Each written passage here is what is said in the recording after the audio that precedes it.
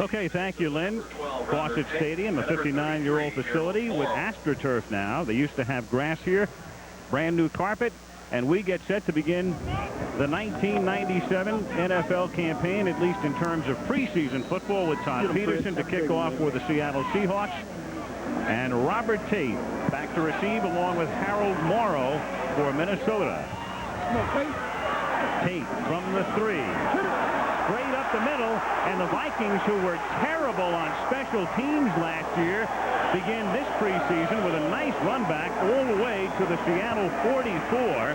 Dexter Sigler runs them out of bounds. That's one area Dennis Green said we must improve in.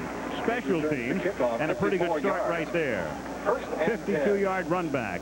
Brad Johnson went to Florida State. He was a backup there. He'd been a backup in Minnesota.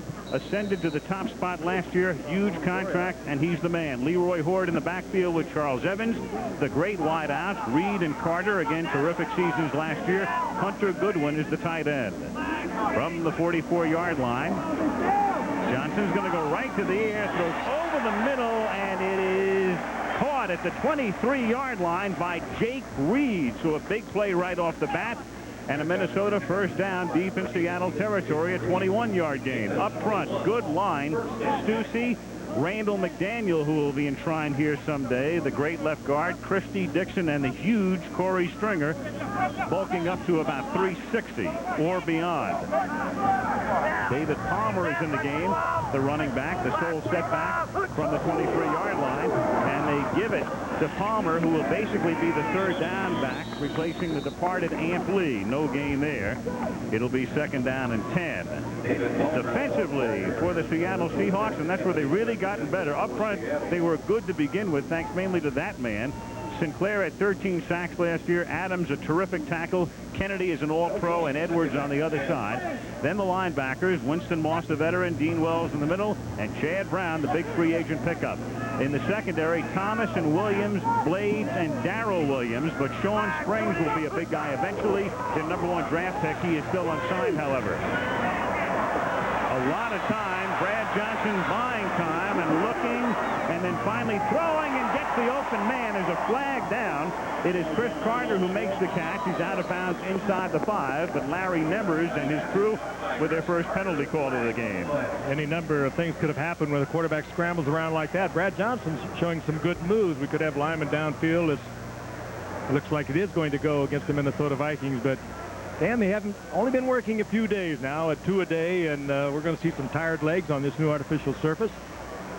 And now it's going to go against Seattle. Well, I agree with you, Frank. It kind of surprised the Vikings, who went into a retreat. They're going to be as surprised in it as anybody if this really is against Seattle. Did they indicate the wrong way? Yeah, I think so. I think so, too. I think we just had a missed point here. Well, it's early. For everybody, including the officials. Al mentioned that Brad Johnson is the new $15 million man. He signed that contract right before they lost to Dallas in the playoffs. On the offensive team, number 62. That's the type of a that penalty declined. statistic that you saw there on the screen. On the offensive team, number 80. That penalty's accepted. 10 yards. Repeat second down. So a couple of penalties against the Vikings. But you saw that stat about the Vikings, that the only team in the NFL that did not score on their opening possession last year. That's the type of a thing that coaches talk about in training camp, about the consistency we need. We're not hurting ourselves on opening drives, and right there is an excellent example. They'd have had the ball inside the 10-yard line without a couple of penalties. And you consider the offensive power of the Vikings last year with those two big wide receivers, Carter and Reed, so productive, not being able to do that, accomplish it on that opening drive. That's kind of remarkable. On second down and 20. That's tipped at the line of scrimmage and incomplete. It'll be third down and 20 for the Vikings on the opening drive of the game, about 2 minutes into the game. I think Sam Adams got his hand on that ball, and there's a good look at Brian Billick, who's the offensive coordinator of the Vikings. But let's take a look at it here inside, and there is Adams, number 98, Dennis Erickson. Quick to point out, he is having probably the best training camp of any of my Seahawk players, playing next to the great Cortez Kennedy. These two may just go to the Pro Bowl together. Sam Adams, number 98, Kennedy, number 96. Third and and 20. 4 wide outs. And the catch is made underneath inside the 30-yard line by Chris Walsh, who'll be their number 3 receiver. He's taken down at the 26-yard line. 4th and long, and upcoming about a 43-yard field goal attempt. And there is a good battle going on as Scott Sisson and Greg Davis battle for the place-kicking job this year. And Dennis Green told us last night that that battle is a stone toss-up. And this will be Scott Sisson. And most coaches in the NFL like to go into a training camp with a kicking competition. They like to find out how their kickers respond under pressure. And the more pressure they face in the preseason, the better able they'll be to deal with it during the regular season. Sisson, a 44-yard attempt. And before he can get the attempt off. I don't think they got it off in time. Delay, yep.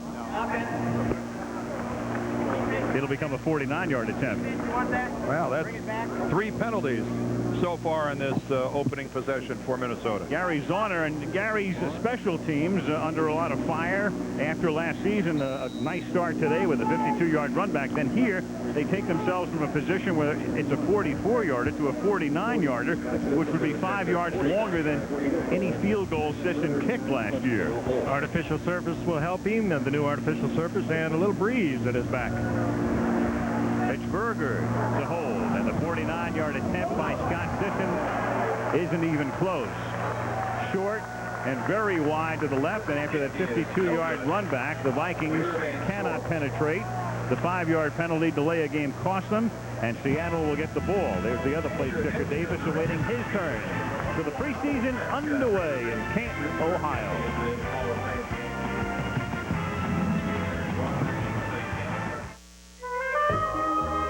Vikings and the Seattle Seahawks, no score early in the first quarter, and John Freeze played his college football at Idaho. In fact, he was recruited to Idaho by then head coach Dennis Erickson. Now his coach at Seattle. He is Chris Warren in the backfield. The fullback is Max Strong.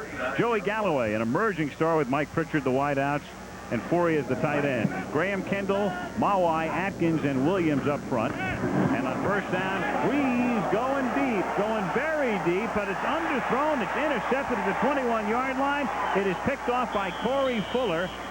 And Minnesota gets the ball right back. The pass intended for Joey Galloway. The play action with good double coverage. Covered well. The ball floated, and Minnesota gets it right back. An ignominious beginning to this season for John Freeze with 11:37 to go in the period.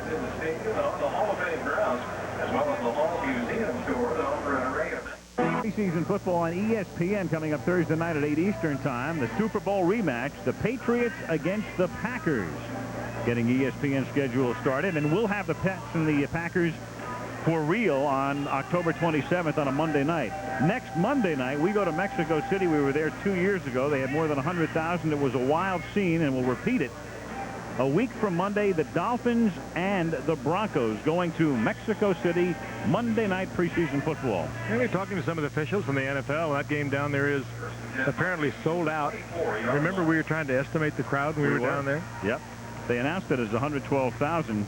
I think for the benefit of the fire marshal more than anybody else, it looked like about 120. It grew to over 120. It did. Yes. Leroy Horde picking up about 5 yards as he takes it to the 29. Their ace running back is Robert Smith, who was hurt in mid-year last year, had surgery. He is in camp, but he will not play until the end of preseason. They went into the market, picked up Ford last year, and he did a nice job subbing for him. He sure did. Robert Smith was on his way to a 1,300 or 1,400-yard season, almost 700 yards halfway through the thing, a 4.3 yards per carry average. Smith just can't seem to stay healthy for an entire year.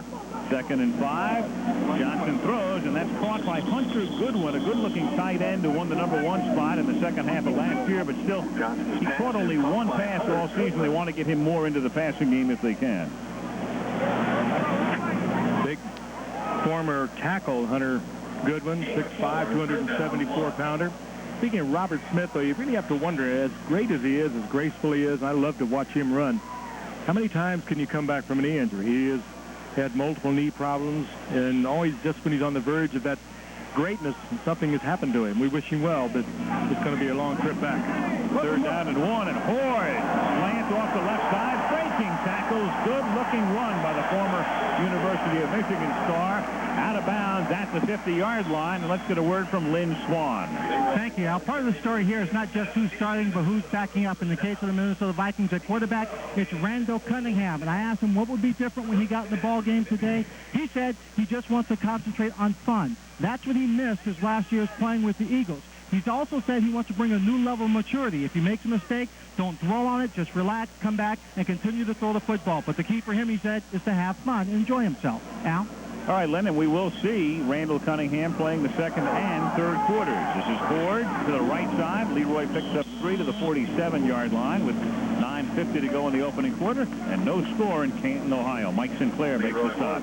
Kind of an unexpected treat here in this early preseason game, the very first preseason game, to get to watch a player of the marquee name and value of Randall Cunningham play an entire half of football. It's And he'll play it too, Dan. We welcome it. He's spontaneous. He's the kind of quarterback, no matter whether it's preseason or not. He's going to react to pressure, take off, run with the football. Well, without playing at all in 1996, it will be interesting to see how he responds the first time that he's flushed from that pocket. Second down and 6. Fake, deep for Carter. Carter gets to position and makes the catch. And that's why Chris Carter winds up in the Pro Bowl year after year, among other reasons. The way he took care of Fred Thomas, the second-year cornerback, took him to school. Thomas with interference to boot, and Chris Carter comes back to make the catch. And we're always talking about the height and the size of these outside receivers. Here's Carter going against Fred Thomas, turns him around. Now he'll go up over Thomas, come down with Thomas, only 5'9", 170 pounds, but a lot of cornerbacks are like that, and that's why Chris Carter's had a remarkable couple of years. He had 96 receptions a year ago, 122 and 95. And Warren Moon had it down pat, and it looks like Brad has got it too. Just hang it up and let him go get it. Well, and everything he does is going to be a big ovation from the crowd here because of his play at Ohio State, and he's from the state of Ohio. Here's Horde picking up 4. And Dan, he's the kind of guy, it's always easy to say future Hall of Famer someday, but Chris Carter is getting into that range now. This guy has already caught 667 passes. If he has another couple of decent seasons, he ends his career with almost 1,000 catches, and he goes in. And he'll have to thank Buddy Ryan. Which is my point, Frank. How many guys over there in the Hall of Fame can say I was put on waivers in really the middle of my career? In the middle of my career, where I was athletically at my best, the Eagles and Buddy Ryan had no home for Chris Carter, saying he could only run that little fade pattern into the corner of the end zone, and boy, Minnesota has reaped the rewards. And here's where he's so good, down around the end zone. 2nd and 7, right there, and not only so good around the end zone, but knowing exactly where the marker is. However, he may have been stopped just short of it, and it appears to be 3rd and inches as he's run out of bounds by Willie Williams. The former Pittsburgh Steeler, Chad Brown, came over, the linebacker from Pittsburgh, and he said, hey, get my man Willie over here too, and Seattle did. He might have been led a little back towards, just almost missing the first down, and they're going to give it to him. So have a 1st and goal. And that's pretty close. That was called your preseason gift. You know, you got Chris Carter here catching the ball, Ohio State's leading receiver, a school you think of traditionally 3 yards in a cloud of dust. Their second leading receiver in Ohio State history is Joey Galloway on the other side of the field with the Seahawks. 1st and goal, Leroy Horde. Stopped at the line of scrimmage by a trio of Seahawks, led by the middle linebacker Dean Wells, 5th year out of Kentucky. Good pursuit down the line there to close off any possible cutback. Leading tackler from last year, Dean Wells, 1st-round draft pick in '93, and Seattle was 28 against the run a year ago in the National Football League. They, as Al mentioned a moment ago, they really went to the draft to help them, and of course picking up Chad Brown can't hurt. There's only 30. 28's not good. 7:10 to go in the quarter with no score, and the pass is caught underneath by Greg DeLong, tight end out of North Carolina, but he stopped short. Flag is down. Greg McMacken, the defensive coordinator, with his revamped unit, and McMacken among those who can't wait as the penalty goes against Minnesota, who can't wait for Sean Springs to get to camp, the cornerback. And Dennis Erickson was telling us last night that in so many words he expects Springs and Walter Jones, their other 1st-round pick, to be in camp in the next 48 hours. Offensive pass interference, number 86, 10-yard penalty, repeat 2nd down. Which financially is a large bite for a franchise to take when you have the number 3 and the number 6 player in a given draft. That is double signing bonuses, double salaries all the way down the line. Now, the upside is it's double the talent. And then Walter Jones, the very gifted offensive tackle from Ohio State, and Springs, the gifted corner from Florida State. Springs, the gifted corner from Ohio State. Seattle instantly is upgraded on both sides of the ball. They think Jones will be their left tackle for a decade. This is David Palmer. They released Amp Lee. They took David Palmer, who'd been a return man and a sometime wideout, and said, okay, you're going to play Amp's role in the backfield and return kicks. And there he was right there. It is a new role, but a good receiver. They wanted to work with him a little more as a wide receiver last year. And, of course, when you got Chris Carter and you got Jake Reed, you don't get to him very often. But speaking of your creativity and the salary cap now, it is mind-boggling. You don't need talent so much as you need a very talented accountant. And you need him working every minute. Third down and goal. Johnson swings one to the end zone, and a leaping catch made by Jake Reed for the touchdown. Jake Reed, 6'3" on the other side. We talked about the height, the leaping ability of Chris Carter. Jake Reed, 6'3", 216 out of Grambling. He had over 70 receptions a year ago. They are deadly on the outside. Well, that tandem, Reed and Carter, each with over 1,000 receiving yards in each of the last 3 seasons. And last year was actually Reed with more yards than Carter. Carter with more receptions, but Jake Moore, the big play receiver, averaged almost 19 yards a catch. Now that's flat getting it done.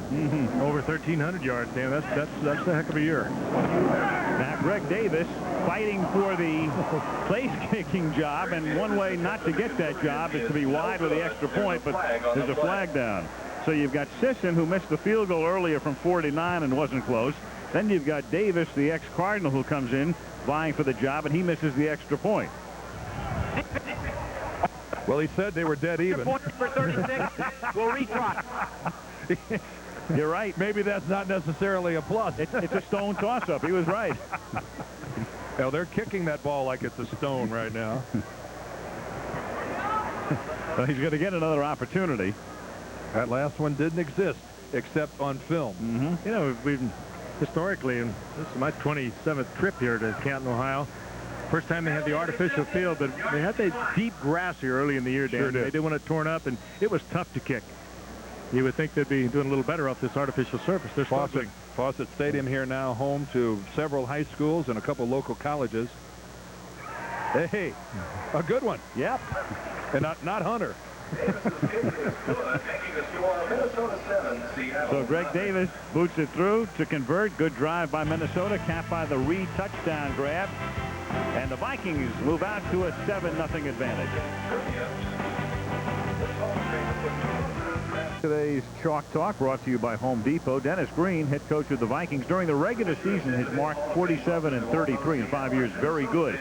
He's taken his team to 4 postseason appearances, but they've lost every one. Thus, he has the highest regular season percentage since the playoffs began among coaches who have never won a postseason game. And that's the albatross, really, around Dennis's neck right now as he tries to get off the schneid in January. Boy, and head coaches, you don't get a lot of patience anymore. You're supposed to produce right away. We have 11 new head coaches around the National Football League. It is 11, isn't it? It's 11 if you count Bruce Coslett. It's 11 since the beginning of last year. But he was 10 since the end of the season. Right, and Coslett's been given the job on a full-time basis. I'd call that a pretty shaky profession. Yeah. Well, we talked about Green being the tenured coach in this conference. Only Marv Levy and Marty Schottenheimer around the NFL have been with their teams longer than Dennis Green. Levy with Buffalo since '86 and Schottenheimer with the Chiefs since '89. Mitch Berger to kick off with 6:09 to play in the quarter. Steve Broussard back to receive, comes up to pull it in at the 9-yard line, and the ex-Atlanta Falcon breaks a tackle at the 17 and then runs into an immovable object in the name of Robert Davis at the 19. With a little over 6 minutes to play in the quarter. 7-0 Minnesota.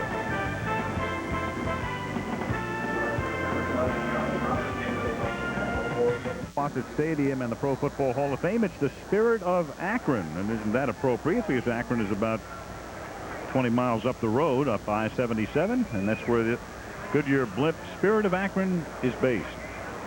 Down here on this Saturday afternoon, Minnesota leading 7-0. Seattle has the ball for the second time.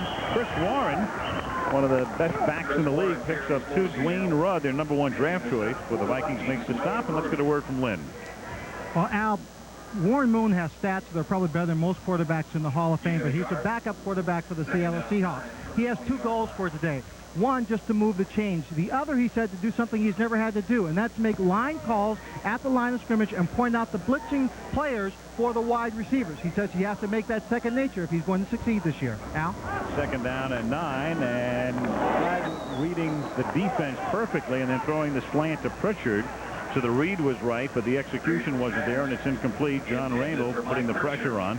I know one thing, Alan Frank. If I'm John Freeze, I'm all in favor of them bringing in a backup quarterback, a guy that, you know, I'm a team guy, but I'm not sure that Warren Moon was the guy that I would have in mind, because I'm not sure that Warren Moon is going to end up a backup quarterback. There's nothing against the talents of John Freeze, but John has to stay healthy, and Warren Moon can still play this game and play it very, very well. 3rd and 9, and the catch is made underneath by Warren, but he gets tracked by 4 Vikings and pushed out of bounds by Dwayne Rudd, already making an impact, the #1 pick out of Alabama. And the Seahawks, who gave up the ball on their first possession on a 1-play interception, are 3 and out here and forced to punt, with Rich Tootin to send it skyward. A real good series there for Dwayne Rudd. Denny Green, their coach, called him a knee bender, describing the power with which he makes a tackle, and he's got real legitimacy written all over him. Speaking of Warren Moon, we'll be seeing him very shortly going against Randall Cunningham. Here's Tootin kicking to David Palmer. Good kick in the wind. It's a 50-yarder, taken at the 25 by Palmer. And Palmer finding room, threading his way through the middle, and then taken down from behind at the 36-yard line by Jay Bellamy, and a marker down. Back upfield at the 32. Well back. One of the things that comes along very slowly in preseason are special teams, and the edge always goes to the return teams, and we've seen some big returns here in this Hall of Fame game over the years. And this one will come back. A little more gray in the beard of Gary Zahner. A new look, by the way, with some of the Vikings coaches. Illegal block in the back during the return on number 53. 10-yard penalty, spot at the foul. And Olivedati, a little facial hair. Yeah. Of course, there's nothing else to do in training camp. It's a relief not to have to shave every day. Let's see if we can see it.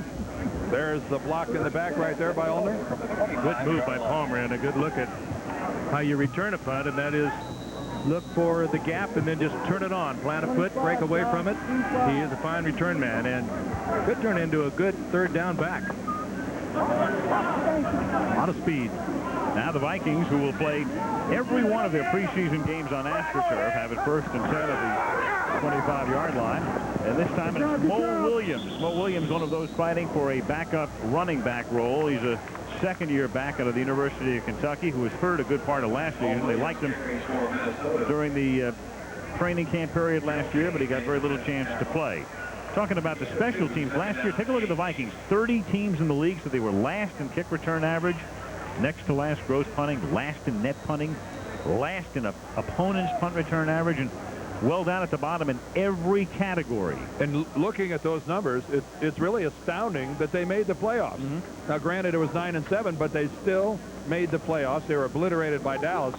But with special teams being a full 1/3 of the game, it's really something to overcome those kind of numbers. Well, that's what Dennis Green said. In addition to trying to be more consistent on offense and drafting 5 defensive players, he said we really had to upgrade the special teams with people like Briggs and Ulmer. Inside handoff goes to Charles Evans, who plays fullback but is seldom used as a ball carrier.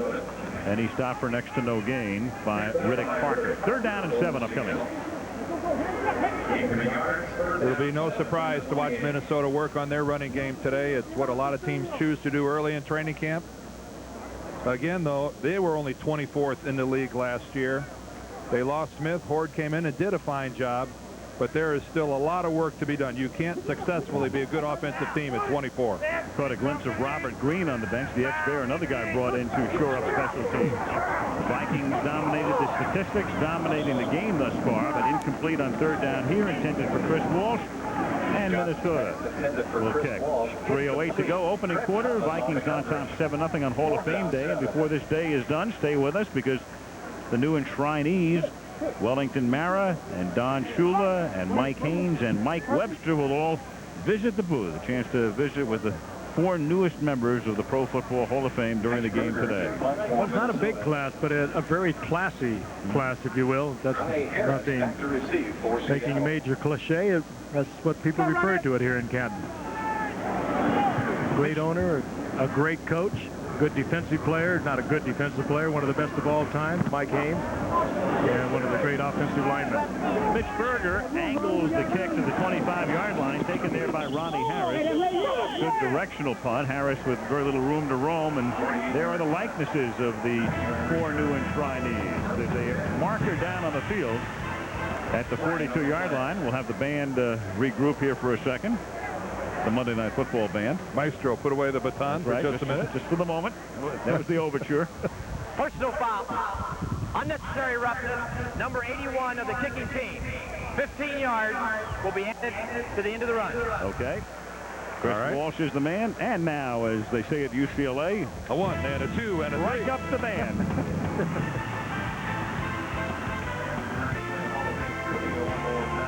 US 500, 250 laps on the 2-mile oval at Michigan International Speedway. Jimmy Vasser is the defending champion. You'll see it tomorrow, and then the final round of the senior British Open coming your way tomorrow afternoon right here on ABC Sports. Well, we talked about it being a slice of Americana at the beginning of the game, and where else at any point in the NFL season, regular or pre, would you see that sight?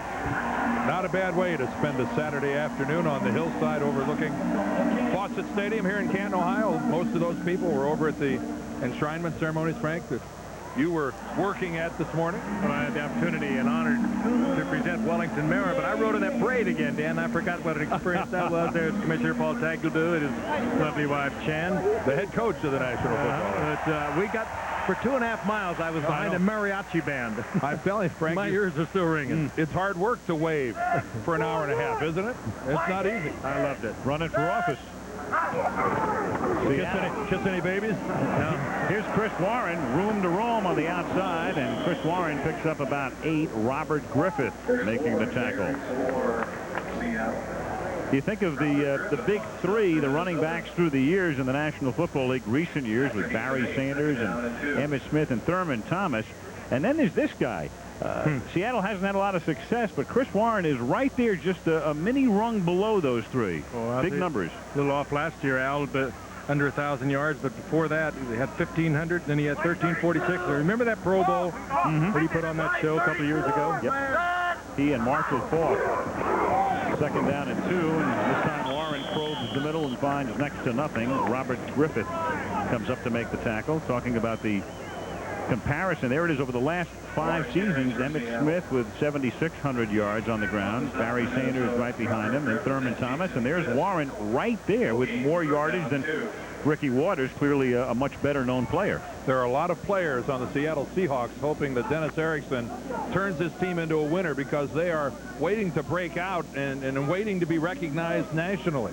A lot of people are playing sound football up in the Pacific Northwest. It's just the majority of NFL fans aren't tracking them very closely. You have to win to do that. 3rd and 2, and it's Warren who takes the ball to the 37, so 3 carries in a row. Dennis Erickson, the head coach at the University of Miami, won a national championship, but he's a guy who was born and reared in the state of Washington and had the opportunity to go back, and back he went, now in year 3. But he also brought most of his staff with him from Miami. He's got 12 members from the University of Miami on his roster. If they don't end up being the most improved defensive team in the National Football League this year, I'll be surprised. And on offense, they hope to be a little bit better because of people like Mike Pritchard, who'll be a starter this year, picking up 11 and a 1st down to the 26-yard line. You just look at that defensive team of the Seahawks. when you start adding people like Chad Brown, Sean Springs, if he turns out to be as good a corner as a lot of people think, the emergence of Sam Adams continuing to get better. Sinclair had 13 sacks last year. I think this team's on the verge of exploding. Another cornerback, Willie Williams, came over from Pittsburgh.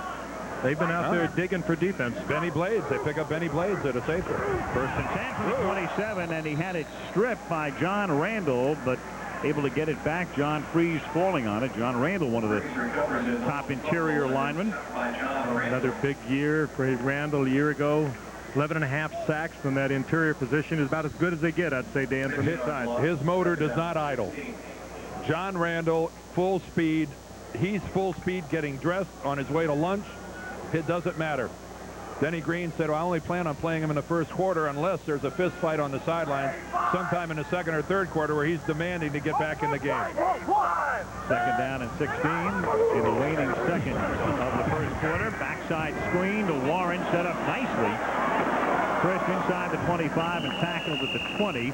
It'll be third down and 3 when the second quarter begins. Chris Johnson makes the tackle. That's the end of the first quarter. Minnesota leading Seattle 7-0. And we'll return with the Hall of Fame game after this message and a word from our ABC stations. Well, we thank you for the anniversary greetings. As actually, though, this team has now been together 11 years. 11 years. And I'm 12, and Frank, you are 27. 27. Good as always. We saw the commissioner before. He's coming in to read our script right now as we start the second quarter. Third down and 3, and John Freeze gets hit as he throws, and that's incomplete, and that will set up a field goal attempt. John Freeze, it's Stalin Colonnay, who was their third-round draft choice, a kid from the Dominican Republic and Haitian border, Hispaniola, went to Boston College, and they have very high hopes for this 288-pounder. You know, that's a case where the center that time, Kevin Maue, he snapped the ball early thinking that Minnesota was offsides. He got his quarterback pounded and didn't get the flag. He tried to be smart and it ended up backfiring. If you're going to snap it early, you have to make sure they're across the line of scrimmage. Todd Peterson had a good year last year. This is a 39-yard field goal attempt. And the kick is good. Got a little hook grip on it. He bangs it through. There's no competition in the Seahawk camp for the place kicking job. It belongs to Todd Peterson, who set a team record for points last year. So it's 7-3. The Vikings on top as the preseason opens up. In fact, there are a couple of other games tonight. Miami is in Green Bay, Buffalo's in Denver, and by the time we get to Mexico City to take a look at the Broncos and the Dolphins next week, both those teams will have seen action. I wonder what a kicker does all the way through training camp when he has no one pursuing him, when he has no competition. Just walk over onto the next field and kick away for a while. I would think psychologically training camp would be a real bore to be a kicker and not have anybody. I guess he just hangs out with the punter and they while away the hours together. Wouldn't you like to eavesdrop on a few of those conversations? One of the better kickers in the league, Todd Peterson. But what a boring training camp. And he'll kick off here to the Vikings. We'll see if it's still Johnson who takes the reins, or if they go to Randall Cunningham. It's a floating and angled kick. It's fielded by Robert Tate, who had the 52-yard run back on the opening kickoff. And here's a rookie out of Cincinnati trying to win a job as he takes it to the 37. So two very good run backs by Robert Tate. And again, the Vikings looking for that upgrade on special teams. And here comes Randall Cunningham in his first action since the playoffs following the 1985 season. So done for the day is Brad Johnson, and here comes Randall.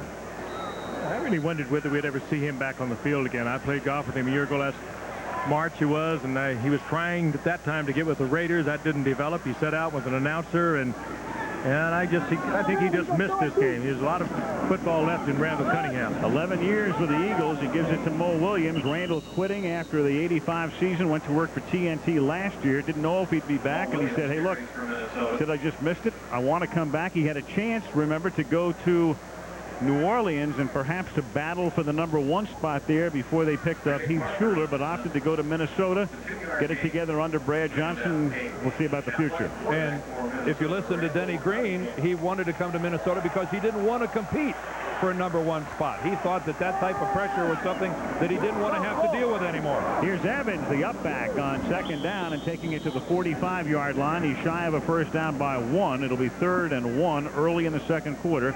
The Vikings up by 4, and Brian Billick trying to watch his offense develop more consistency this year. Dennis Green says that's probably the key to our success.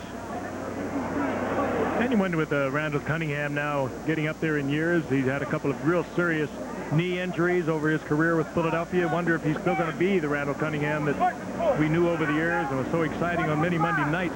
That is a guy that'll pull it down and just take off with it. 3rd and a yard. And this is Williams. And Williams breaks the tackle, picks up a first down, gets into Seahawk territory, and takes it to the 45-yard line.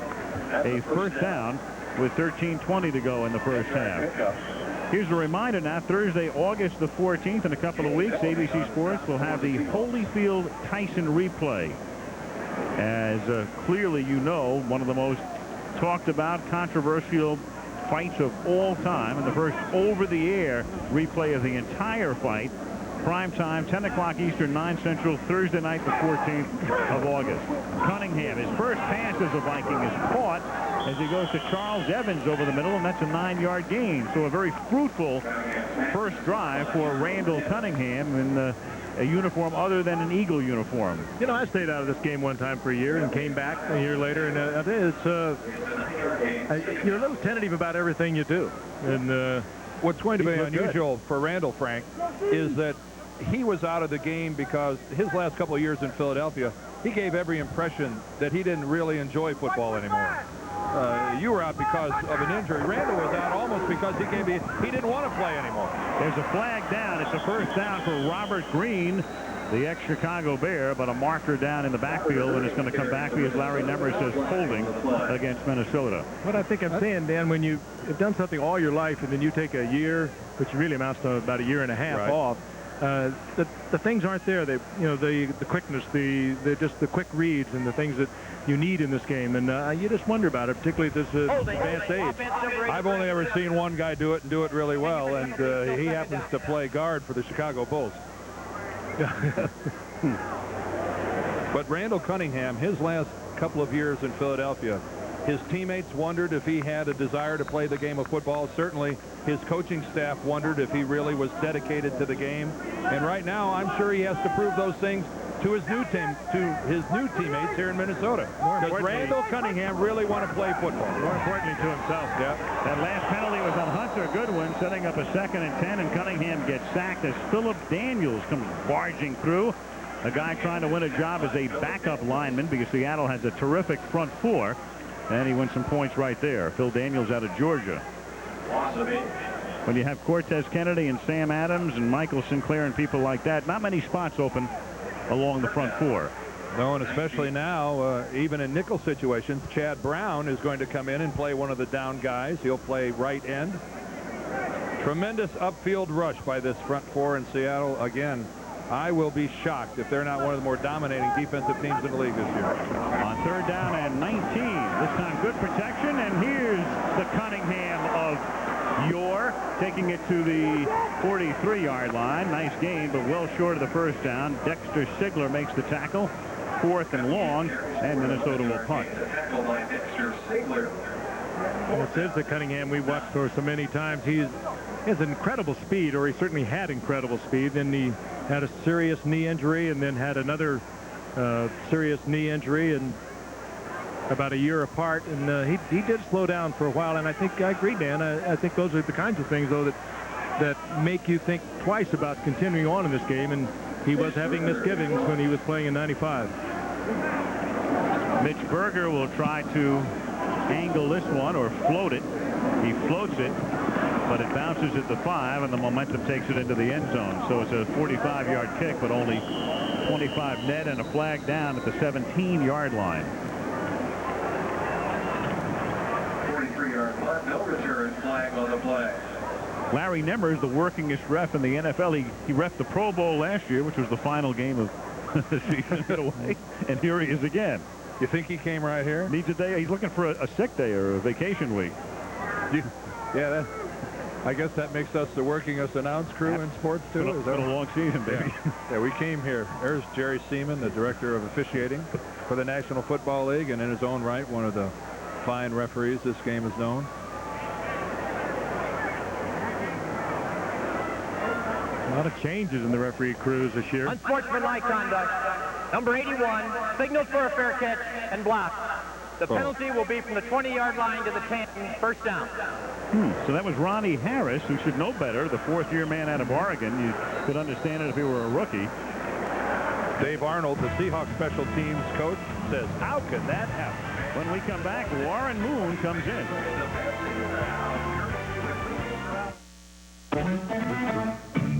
Green Acres is the place to be. He surely would have been in before this because he did a great deal for the league and a great deal for us. And incidentally, getting to be a part of the first father and son is not all gravy because I have 7 daughters and they all want us to be the part of the first father and daughter. Wellington, your family's been so instrumental in the National Football League itself, and you know, historical decisions like the sharing of television revenue. Where do you see the National Football League right now, and where you would like it to be? Do they differ? Yeah, I think we're in a period of flux. I think we've suffered greatly by the instability, by the moving of the franchises. I recognize the reasons that the teams moved, and I don't necessarily condemn any one of the individuals. I just think as a whole it's presented our league in a very poor light. And I hope that that's over with. I know we have obligations to both Los Angeles and Cleveland, and I'm relying on Paul Tagliabue's good judgment to tell us how to fulfill those obligations. Seattle had picked up a first down on pass interference. Now it's second down and 10. Could you have ever in your wildest dreams 30, 40 years ago imagined what this league would become? No, I could not. Not with what you were paying me, you couldn't. I can tell you for sure. Maybe that's how they built it into one. Can I tell one story? I remember we had the first big television contract, I think in 1962, and Wellington and I were sitting in the locker room, and he came over and he said, oh, it's like this $4 million a year and for the entire league. And he said something to the effect, boy, I don't know, this big money, it can really change our game. Very prophetic. Yeah, it did. Yeah, this is Lamar Smith taking it up to the 40-yard line. You've had so many thrills. I mean, you've experienced every up, every down, I guess, through your career. But what's the ultimate moment for you? I think it was the game that when we shut out the Redskins that put us in the Super Bowl after the '86 season. I think that was such a wild scene. It was a very windy day. We won the toss and took the wind, and Washington never was in the ball game. It was the most one-sided game to be as close to score as there ever was. But the thing that was great to me was kind of a fulfillment that we'd been so bad for so long. We finally did something good, and the fans appreciated it, and it was really a wild scene there. Yeah. And I would have sworn you were going to say the Bears and Giants 56, 47-7. Well, you know. You have about 10 or 15 you could have named. Wellington Merrick, congratulations to you. Very much deserved. Thanks. A long time coming. Indeed it was. Terrific. Long overdue, as a matter of fact. Well, we won't worry about that. Okay. If you live long enough, it all comes. God bless you. Wellington Mara, a true class gentleman, and a man who has meant so much to the National Football League at the age of 80 and trying today in the Hall of Fame. Seattle's drive bogs down. They're forced to kick, and that's a beauty that bounces inside the 10 by Rick Tootin, and it will be downed at the 7-yard line. So Rick Tootin with a terrific bunt. They call him Bootin' Tootin, or used to anyway, and he boots that one 53 yards. 6:49 to the half. Vikes by 4.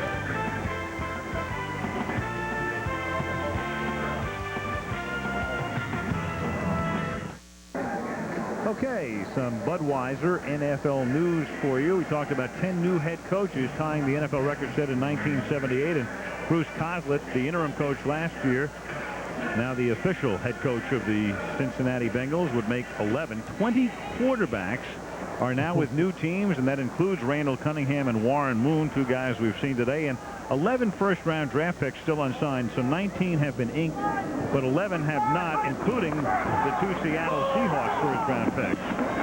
Now Minnesota with Cunningham throwing on first down to Tony Bland, a first-year wideout out of Florida A&M, trying to win a backup job with the Vikings. And the Vikings reaping the rewards of having their #1 draft choice, Dwayne Rudd, in camp and already playing here. So coaches tell you what a huge advantage is to get your #1 and get him in somewhat close to being on time.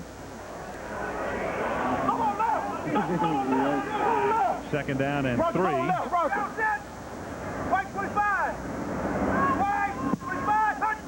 Cunningham. Fake. Randall with that bootleg, that familiar play, and it's Greg DeLong making the catch and picking up the first down. And Dan, we were talking to Dennis Erickson last night about his 2 first-round picks. The left tackle, Walter Jones, will probably not be ready to start the season because he's a late signee. But if they can get Sean Springs, the cornerback, in camp, that's a different story. And as you mentioned, you know, he's hoping to have both of them in there by Monday. But you're right about the corner position. It might be the easiest position on the field to come in and play on short notice. A lot of the coverage out there, especially a team that plays a lot of man-to-man. And there's no doubt when Springs comes in, he's starting instantly. This is James Stewart, the big bull of a back out of the University of Miami, who was hurt a good part of last year, and he's trying to stick with the team. He's tackled by Jay Bellamy. I missed that conversation last night with Dennis Erickson, guys. What do you say they would like to, how would they like to use Walter Jones? Oh, let's be serious. They want Walter Jones to start at left tackle, and they want him to start there for a dozen years. It's, you know, as Al mentioned, it's just a little bit tougher to ease in with the terminology and getting, you know, everything you need to know to play on the offensive line. Yeah, where does Adams go? Yeah, if he can get there, you know, if he can get to that point by opening day, that's wonderful, but they're not counting on it. This is Stewart, and he's stopped in his tracks. Right up front by Michael Barber. There for the moment is your starting left tackle. That's Derek Graham, but they can't wait for Jones to get in and get acclimated and get into the lineup. No, and I don't think Derek is calling every day going, where's Walter Jones? Graham played guard last year, shifted out to tackle, and talk about getting up every morning wondering what's happening in your life. You have the 6th player in the draft who's going to come to camp and be put right behind you. That's a bit of a tenuous position. 3rd and 3. Minnesota up by 4, and Cunningham is now 4 for his first 4 as Hunter Goodwin makes the catch. Talking about getting him more involved in the passing game was Dennis Green, and they've manifested that thus far in the first half today. First down. One of the things that Dennis Green is really doing here that I think is very intelligent, he left his #1 offensive line out on the field to go out there and work with Randall Cunningham, and that is really giving him a real boost. You know, he's left Stringer and Dixon and McDaniel and Stussy out on the field, and that is a big plus for Warren Moon. And I take it back. The one guy who's out is McDaniel. Everybody else has remained. That's a nice thing for a coach to do, because a lot of time what happens is when the second team quarterback gets in there and trying to make something happen, he's got the #2 offensive line in front of him, and what happens is he never gets a chance to look downfield. He's too busy running for his life back in the backfield. And it's complicated even more by this being this early in the season. These guys have worked together, and when you start working different people in, it can turn into a real rat race. Of course, he may not be able to see downfield around Stringer and Dixon, who between the two weigh in excess of 700 pounds. Second down and 9. Randall's had a hot hand. He's been perfect, and he lays that one out, and it is caught at the 17 by Matthew Hatchett.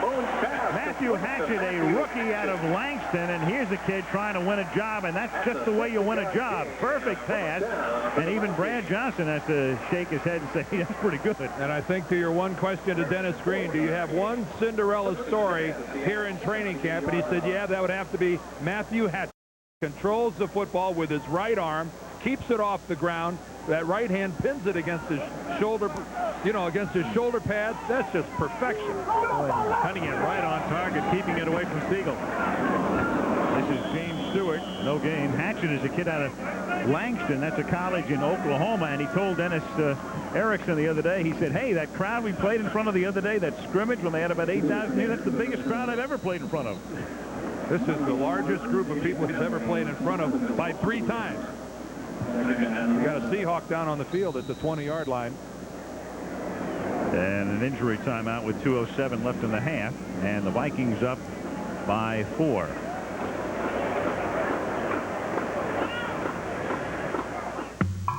With the Dow at the level that it is today, it is difficult to find attractive values, but we work diligently every day looking for them. Utilities, if you choose them right, and we feel like we do that at the Prudential Utility Fund, can provide a very good conservative equity option as long as you have a long-term holding period. With the stock market having been as strong as it's been for as long as it's been, and with the bond market at relatively high real rates of return, bonds start to look really attractive as an alternative investment.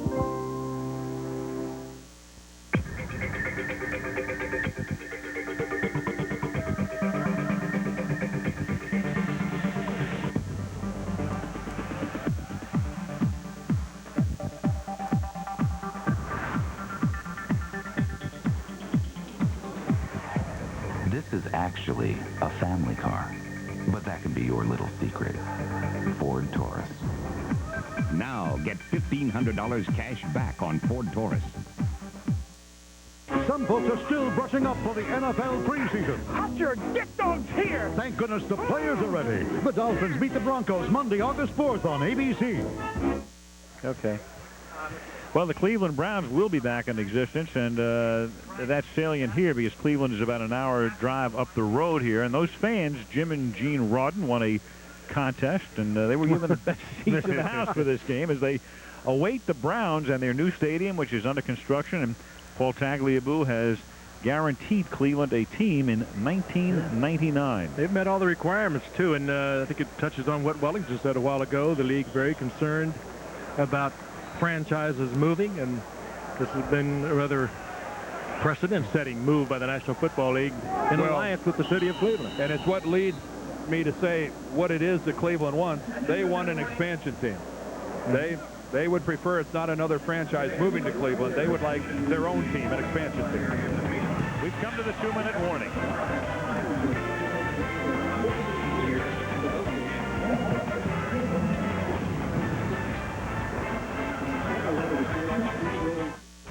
Hey, Max, why just sit around when you could have fun in the new Ford CX2?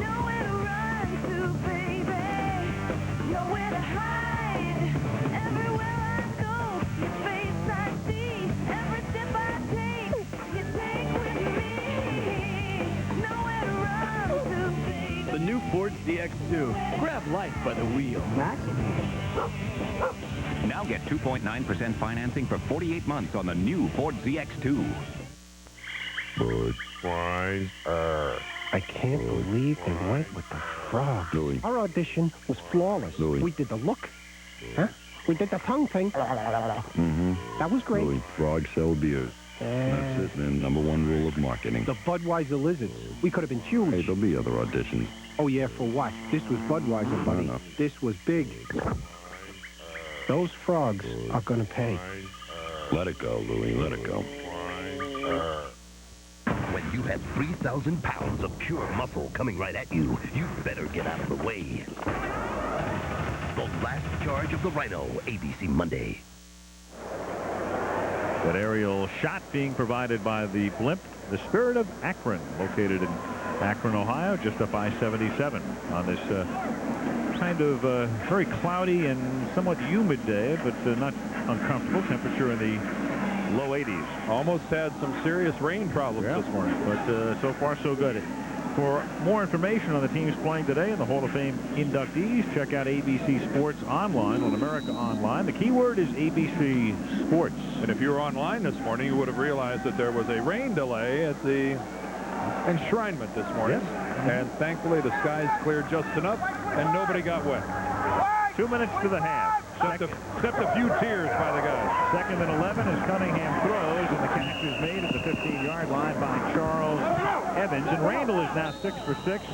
And Seattle's going to take a timeout defensively, and for no other reason than to conserve some time when they get the ball back. And Robert Smith, the #1 running back for the Vikings, rehabbing his knee injury. He's ready to go, but Dennis Green's going to hold him out for another couple of weeks and then let him loose toward the end of August. And another Ohio Stater back in the Buckeye State. We touched on it earlier. Robert Smith was on the way to a great season, somewhere around 1,300 yards before he was injured, and against the Chicago Bears was a game number 10. And there was never a question, Frank, about the Vikings re-signing Robert Smith. Dennis Green could not be higher on anyone than he is on Robert Smith. And there's Warren Moon at the top of that list. He's the oldest. Randall at the bottom. Yeah, Warren Moon is the oldest player in the league, and there are all of the other quarterbacks older than Randall Cunningham. Long list. 3rd down and 7, and the sprightly one with the play fake and throws, and he's still perfect. The catch is made, a tackle is busted, and David Fresh is able, with that second effort, to pick up the first down. If ever you needed something to graphically show you how difficult it is to play quarterback in the National Football League, that list of the ages of quarterbacks and how many there are in this league, 34 and beyond, I think is graphic illustration. It is darn tough to play quarterback in this league, and it's tough to find enough guys who can do it. First down at the 6-yard line.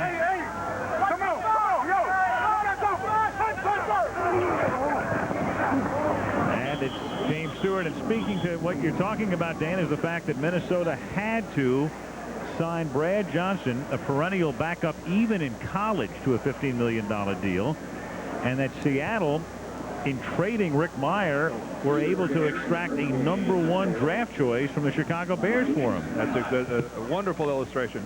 And you're right about Brad Johnson, because a lot of Brad Johnson's contract is on the if come. He is not that proven a commodity. An astounding amount of money for that. He was a 9th round draft pick in '92, and the year before they signed him to that contract had been with the World Football League. Well, that's Cunningham's first incompletion, and more miscommunication than anything physical, as Tony Bland went one way and Randall threw the other. And Brad may go on and for the next 6 or 7 years just have fabulous seasons in the National Football League. But that is not a certainty. Must be strange for Warren being on the other side of the field. His first game in a Seahawk uniform is against his old team, the Vikings. 3rd and goal. This is the 13th play of this drive. Randall slings one incomplete. He tried to jam it in, but it draws a flag. Tim Hawk helping to bust up the play. Marker is down. The pass intended for Clarence Jones. Hawk made a play, and it appears he made it just a little early. Says to the referee, I didn't do it. Defensive pass interference, 26. Automatic first down. Just got there a little early. You could hear the cries of anguish. Good call. Yep, he peeled off the shoulder of Jones. He went, maybe we'll get a good look at it here. You can go for the football. You have a right to go for the football, but you cannot go through any part of the body of the receiver who has position in front of you. Randall helping Hawk a little bit on that play. Receiver was open. Randall wound up, and Hawk read it very quickly. 1st and goal. Vikings trying to expand on a 4-point margin. The fake buys time. Randall floats one back of the end zone. Touchdown. Chris Walsh. And Randall Cunningham doesn't look like he missed 4 minutes, much less a year and 2/3. But they got 2 incompletions and now, good drives. Not knocking Randall, but that was hardly tight coverage. Right, exactly. There wasn't a Seahawk within 10 yards. That whole drive, though, he's looked very good on his 2 drives so far. That he has. No question. Walsh coming all the way across the formation. Just getting lost in the traffic. And left completely unattended by the Seattle secondary. Scott Sisson for the point after. Again, Sisson involved in the kicking duel with Greg Davis. Missed an earlier field goal. This time the extra point is good as Cunningham leads the team on a 93-yard march that consumes almost 6 minutes. 59 ticks left in the half, and the Minnesota lead is now 11. There's that band again. Yeah. Which will almost certainly be declined. Seattle will take this good field position. Oh, now we've got another flag against Seattle. Minnesota was offsides. There's no question of that. Offside on the kicking team, number 53. Holding during the return, number 58. Penalties offset, will re-kick. So back we come. Dennis Erickson, the coach of the Seahawks, he had a great line last night. He's in his 3rd year and walked into the meeting, and Dennis said, boy, he said, it's great to see you guys. He said, I've always wanted to coach on Monday Night Football. but not on Saturday. Well, it was a good line, but it's hard to wipe the smile off Dennis's face because of what's happened to the Seattle franchise with the stability that has now come to the Seahawks with the passage of the referendum up there to build a new stadium, new ownership with Paul Allen now awaiting NFL approval to be the new owner of the Seahawks, and things couldn't be happier right now in the Pacific Northwest if you're either a member of the Seahawks organization or one of their fans. It looks like good times are right around the corner. Somewhat like Cleveland on another partnership really with the National Football League, who worked very closely to make all that happen, and the city of Seattle and Paul Allen. There were questions flying around as to whether that franchise was going to Los Angeles. They were on their way. Going to Cleveland. There were rumors of the Seahawks going just about anywhere except staying in Seattle. Well, in the interim here, Larry Nemmers made an announcement which wasn't audible, and instead of re-kicking, Seattle's going to take the ball at the 22-yard line. They took the holding as being worse than the offsides and enforced it. From the 27-yard line, Moon fires incomplete and knocked down by Dwayne Rudd, the number one choice out of Alabama. I think you misspoke, Al. I think the pass knocked down Rudd. He got in the way of it. He sure did. Looked like he was minding his own business and felled by the pass. Rudd with a lot of quickness. Of course, Darryl Talley is not with the Vikings any longer, so they're going to be looking for help. The linebacker core, they could well get it from Rudd very quickly. And Ed McDaniel's going to come back after the knee injury last year. Well, the nice thing about Rudd, who's involved in that play as well, is a lot of linebackers, and there is Eddie McDaniel. That's not Ed McDaniel, by the way. I misspoke. That's Dixon Edwards. What's nice about Rudd is that he comes out of college with wonderful coverage skills. A lot of linebackers now come out of college and they're pass rushers. They stand up on the line of scrimmage and they're not really good at getting back into the secondary, operating in space and covering a receiver. That's Rudd's strong suit, is his pass coverage, and the Vikings think he just fits their system perfect. In fact, he had an 88-yard return of an interception in a bowl game last year. It's almost universal talking about new linebackers and saying, well, the guy can get after the quarterback, but it's going to take a while to incorporate him into our coverage schemes. Jeff Brady made it big time with the Vikings the past couple of years with his sixth team in the National Football League. Yeah, he filled in for McDaniel last year, did a nice job. 3rd down and 2. Moon stays in the pocket. Fingertip catch is made by Tyree Davis at the 40-yard line. Clock ticking down, 34, 33, and still going. They do not take a timeout here. Seattle has 1 remaining. Vikes by 11, 1st and 10 from the 40-yard line. Moon surveying and then throws incomplete, again intended for Davis, stopping the clock with 17 seconds. Well, coming up at the half, an in-depth look at what took place today. The Hall of Fame inductees with Wellington Mara and Mike Haynes and Mike Webster and the great coach Don Shula, the 4. And we'll take a look at parts of their speeches today. And, of course, during the second half, Haynes and Webster and Shula will visit with us in the booth.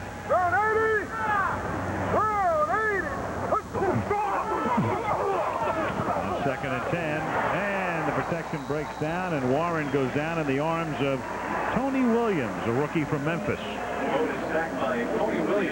Tony, little impromptu dance there, expressing his delight in that sack. One of the things you won't be seeing this year in the National Football League is accompanying any type of a celebration like that will be the removal of a helmet. No longer can a player in the NFL remove his helmet and show his face when he's celebrating out on the field. Coach Fazio, the defensive coordinator, looks like he's been playing. It's a little hotter on AstroTurf for artificial surface than it is on natural grass. And Foge doing a slow meltdown out there. But he's a pretty happy guy. His defensive unit looks good. At the half, it's Minnesota 14. Seattle 3. Will return to Canton, Ohio after this message from the National Football League and a word from our ABC stations. If I live career. Iron Mike played in 245 games, including 177 straight for the 4-time Super Bowl champion Pittsburgh Steelers. Mike played in 9 AFC NFC Pro Bowls, tying the record for the most by an offensive lineman. And after 2 seasons with the Kansas City Chiefs, Mike retired in 1990. Still making his home in Pittsburgh, Mike has set his goals as high as the heavens with his involvement in the satellite communications business, helping bring the world to our fingertips. Today, Mike joins his coach, Chuck Noll, and 6 of his Steeler teammates in Pro Football's Hall of Fame. The object of the National Football League is to be the best, the Super Bowl champion. And let's understand that is the goal in professional football. Because we have to be honest about it, okay? So when we start talking about those things, that is the goal. But that means the player, okay, that he's trying to achieve that goal, there's other things that they can get out of the game that you have to get out of it. But in other areas, at certain ages, while they're growing and developing, to get to that opportunity, you have to give them the chance to develop and grow and to do it without them being afraid to go in there and fail. So encourage one another, especially the children, and not only do we have to do things to provide them, to continue to provide them with the opportunity, we have to give back some things to redevelop opportunities, and we'll all benefit from that. So I thank you very, very much for, I guess... In Ames to answer the call of... We're waiting for Mike Webster, who was over visiting with members of the Canton-McKinley High School band.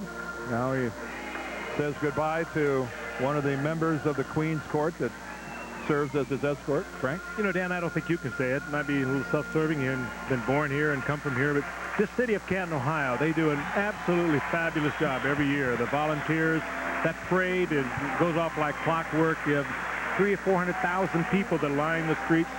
It is more than a touch of Americana. It's a commitment by a great city to make this into a happening, and they do it each and every year. Maybe the people of Cooperstown, New York feel the same about their Hall of Fame, but it's hard for me to imagine any community that has a deeper compassion, a deeper feelings, and a deeper love affair than Canton, Ohio has with the Hall of Fame. And they take great pride in the fact that this runs like clockwork, and it does. And this was the last official function of the class of 1997 being introduced to the fans here at Fawcett Stadium, and they can take a deep breath now. They are exhausted, I can tell you that. It's endless from about Wednesday on. A visit up to the booth here in the second half is really all that remains for these guys, and chance for Swanee to visit with them, and of course Mike Webster there. He and Swanee won 4 Super Bowls together. That's a nice new touch with the pictures on the outside of the stadium. And as you drive down I-77, you can see it from the freeway, from the interstate. Yeah, spoken by a man who's never driven down I-77. I've been driven down I-77.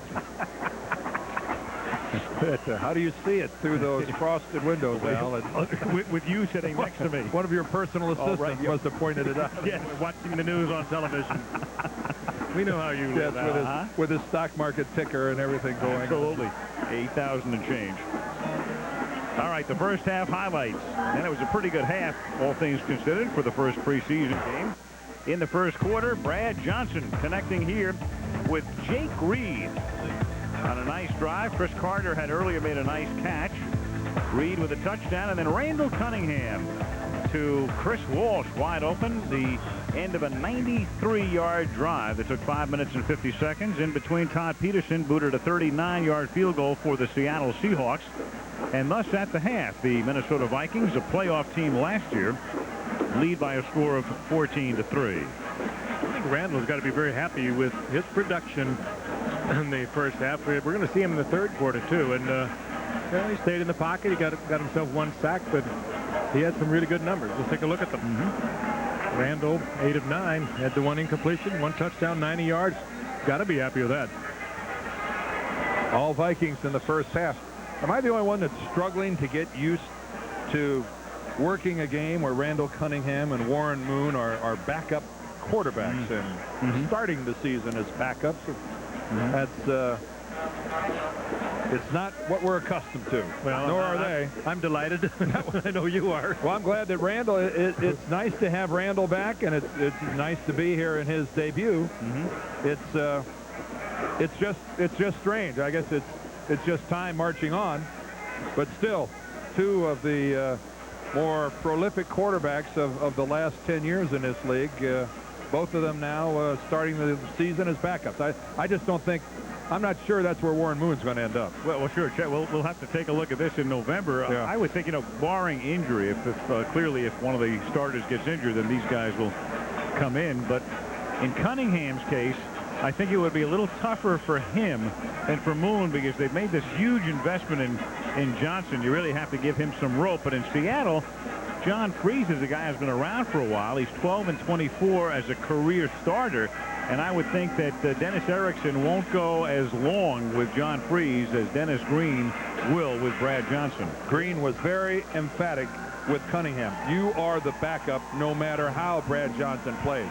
Dennis Erickson did not say that to Warren Moon or to John Freese. Freese has been around. He was a late round draft pick, 6th round pick of San Diego, and didn't make it there, and then went to Washington, didn't make it there, and even though he started off pretty good a year ago, he had that broken leg and was out of the lineup for quite a bit of time. And so there's a good shot that Warren Moon will really press him. He'd press anyone. Well, just one more way that Seattle has really upgraded their football team. Second half starts. Mitch Berger to kick off and Tyree Davis to receive for the Seahawks. Third quarter begins with a long booming kick taken 3 yards in the end zone by Tyree Davis up past the 20. Tackled up at the 24-yard line by Ben Hanks. And into the game now for the Seattle Seahawks comes John Kitna. Kitna went to school at Central Washington, so he's a local boy in a way, but he really made his mark this spring. He played in the World League. He played for the Barcelona Dragons. In fact, he was the MVP. Like 401 yards or something in that game. He had a 22 touchdown season. What kind of numbers in Little League isn't that? Well, a chance where the World League really got this guy jump started. So Kitna throws on first down. It's caught by Oscar Gray. So Kitna should be in a way in midseason form because here's a guy who just stopped playing in a regular season about a month ago. And he's involved in a competition for the 3rd quarterback spot with that guy Gino Torretta, who's awaiting his turn. Gino will probably play in the 4th quarter of this game. But no competition for number 2. That's Warren Moon, but lots of it for number 3. Second down, 6 now from the 29-yard line. And again, it's Steve Broussard. And Broussard, a 3rd down back, who might see a little more action this year, takes it up to the 34 and very close to a first down. Broussard from Washington State, another Washington guy. Looks like they're in Seattle. You're either from Washington or from the University of Miami. That's right. They have a dozen ex-Hurricanes, if you count Rick Tootin, who started his college career there. Of course, Dennis Erickson was there, and he said they're winners. And of course, Warren Moon returns there, having played for the University of Washington. And Kitna gets sacked. The penalty flag is thrown, and for the moment, you've got James Manley running the ball into the end zone pending the penalty. I wonder if the penalty is going to be hitting with the hat. Ben Hanks was the guy who hit him. No flag. That's a touchdown. No flag. They're picking it up. Ben Hanks created the sack, jarred the ball loose, and Manley runs it in. Hanks came off the corner, and boy, did he put a shot on Kitna. I think the flag was for holding. He's unblocked. Nobody from Seattle is going to touch him. Well, that's a good hit, too. That's the kind you like to see. There's no helmet involved. The shoulder right to the chest. He had the hat off to the side.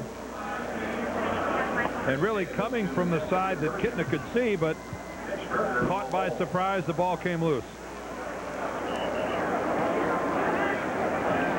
Hanks, second-year man out of Florida, and the extra point by Davis is good. On top of having a huge yardage advantage and leading 14-3 coming into that drive. Now scores defensively, and they're starting to pour it to Seattle pretty darn well. By 18. And Earlier, we spoke with Wellington Mara. Very shortly, Mike Haynes will join us, and we'll talk to Mike Webster and Don Shula before this day is done. In the meantime, you've got Greg Davis kicking off. Here you go. Okay, here you go. And Do Innocent back to return it for Seattle. Gotta love it. One of the great names in football. Innocent up past the 20. And instead, this is Tyree Davis taking it back up to the 34-yard line, and a flag goes down. We lost a helmet and a flag, both on the field. Yep. I was guilty of the wrong call that time. Never mind. During the return, But he was innocent. 10 yards by the foul. First down. Who's on first? That's right.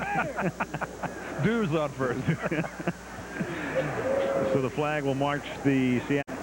John Kitna will take over at quarterback with the Vikings up 21-3. Well, Mike Haynes started his congratulations as you go into the Hall of Fame. Thank you, Al. How was it for you this afternoon? Oh, it was awesome. I mean, the ceremony was long, with me. I've been thinking about it for several weeks now, trying to get my speech prepared, and it was just one of those memorable moments with all the Hall of Famers there last night or yesterday afternoon. We got a chance to meet a lot of these guys, and it's a moment that I've been looking forward to for a long, long time. Here's Broussard taking it up to the 34, and the marker is down. A lot of guys, of course, know they're going to the Hall of Fame. You were one of those guys. I think you'd have to, wonder when your career was over. Will I? Won't I? What was it like when you got the call that day?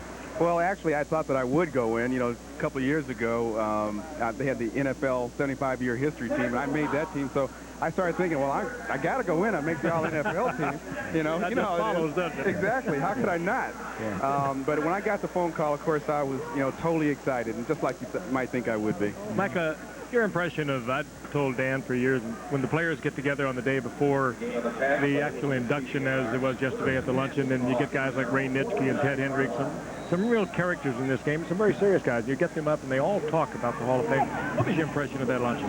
Well, these are all the guys that I used to look at when I was growing up. These are the guys that motivated me and were inspirational to me in my career. And it meant an awful lot, what the game has meant to them and what making the Hall of Fame means to them. And to feel like I'm part of that, it really made me feel really special. After your tremendous career, Mike, at the University of Michigan, it must have been somewhat of a letdown bad boy. to play in the NFL, wasn't it? Take over, baby. Well, it was Arizona State. Yes, I know. Matter of fact, that's where Al went to school, so we've been hearing about this all week. Frank Kush was here, as a matter of fact. Yeah, that's right. He was here. And a lot of people got a chance to meet him for the first time here. What, John Henry Johnson, Charlie Taylor. Pretty good guys. Huh? We'll give the ASU guys their due. That's right. One man that loved you, and I was talking with Michael yesterday, and, you didn't have very many bad games, but you could never have a bad game for Howard Cosell. This guy, we'd come in, I said, who is Michael Haynes? He does not do all these things you're talking about, Howard. He just rave every night about you. Well, I love him. Of course, he has a special place in my heart because coming to the National Football League as a rookie, I was on Monday Night Highlights every single week. And he was editing. Yeah. he was writing his own stuff, and it worked out well for me. Well, it's very clear that Michael Haynes, the type of cornerback, will someday be in Canton, Ohio. That's really good, Al. And today is that day. That's really good. He was very prescient. Been Al's dream. Very good. What's life like for you these days, Michael? What are you up to? Well, now I'm working at Callaway Golf down in San Diego, and spend a lot of time trying to get better at what I'm doing now. Does that mean you can play golf too? Well, I'm an 8 handicap. That's doubtful or debatable. Everybody in San Diego heard that, Mike. Yeah. Everybody heard it. Now, that's how I got the handicap. They gave it to me. I say if you're at 8 in California, you're at 2. No, it's really kind of funny at Callaway Golf. Everyone said I had a great swing. If you saw it the other night on TV, you know it's really not that great. But because it looks so good, I started out at 3, and I'm working my way up to about a 12. And I'm an 8 now. Yeah, exactly. Well, go back to those big berthas, sir. That's great. That's Thank terrific. you, Al. Thank you, guys. Mike, congratulations, Michael. Thank you. Welcome aboard. Way to go, Michael. Thanks. Mike Haynes, fabulous career with the Patriots and with the Raiders. After graduating from ASU, and today goes into the Hall of Fame. And John Kitna takes off here. Kitna leading the team on a nice march down the field with a lot of help from Steve Broussard along the way after getting sacked and having that fumble coughed up and turned into a touchdown. John Kitna trying for a little redemption on this drive, and so far so good. Moves around pretty well, too, does this former star of the World League.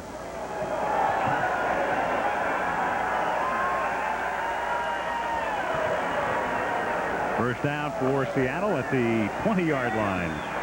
I hate when people say they're an 8 handicap. Yeah. I don't mind them saying it. I just hate it when they are. Here's Dean. I got a feeling he is. I don't mind an 8 who says he's an 8. I hate the 18 who says he's an 8. Vice versa. The case. I hate that guy that lays it on you. Meanwhile, the Seahawks trying to lay one on the end zone, something they haven't done yet today. Deems May, the former San Diego Charger, one of the new Seahawks, making the catch here. Second down and 3 now at the 13. Getting a little early season change up at the line of scrimmage. Dumped off underneath to Broussard, and he gets tackled immediately at the line of scrimmage. Pete Bursich is right there. It'll be third down, third and a deuce.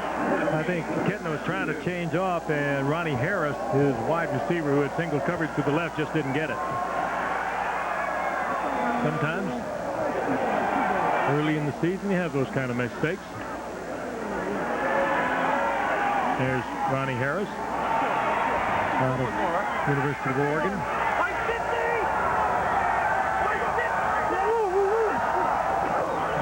Third and 2, and falling down as he takes the handoff is Broussard. So this drive, which was moving along with such efficiency, bogs down a little ingloriously here. It will be fourth down and 6 at the 16-yard line, and in comes the field goal unit. Todd Peterson will attempt what for him will be a fairly easy field goal. A guy who had a good year last year, so good in fact that there are no other wannabe place kickers in the Seattle camp. It is Peterson and Peterson alone. 33-yard attempt.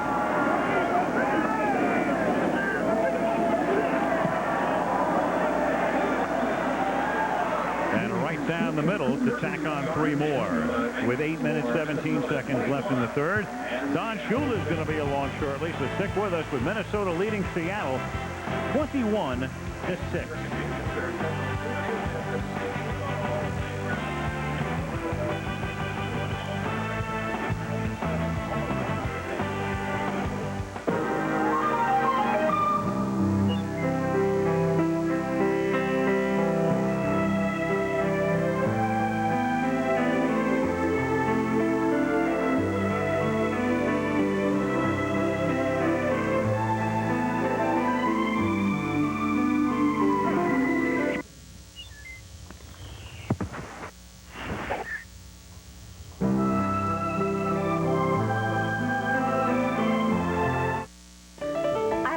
Playing characters that are impulsive and dramatic, because the real me is pretty basic. I'm even a little practical. Like a while back, I noticed I had some flakes, so naturally I started using Head and Shoulders. Of course, it helps keep the flakes away. And if it leaves my hair looking like this, why mess with a good thing? Head and Shoulders changes dandruff problems into beautiful hair. Excuse me, is that your Mercedes-Benz? Yeah, it is. Nice tie. Would you step away from the car, please? I was behind you back there, and you were going really slow. You some kind of cop? Something like that. Look, I'm going to have to write you up, driving a luxury car without enough horsepower. Seville STS with a 300-horsepower Northstar system. More horsepower than any car in its class. How many horsepower do I need? More than you got. Well, do you know where I can get some? The movie that made you fall in love with America's sweetheart for the first time. She's Sandra Bullock with Kate Donovan. Love Potion number 9. ABC Saturday, 8/7 Central. Back in Canton, Ohio. John Randall having a good time. Well, he's done for the day.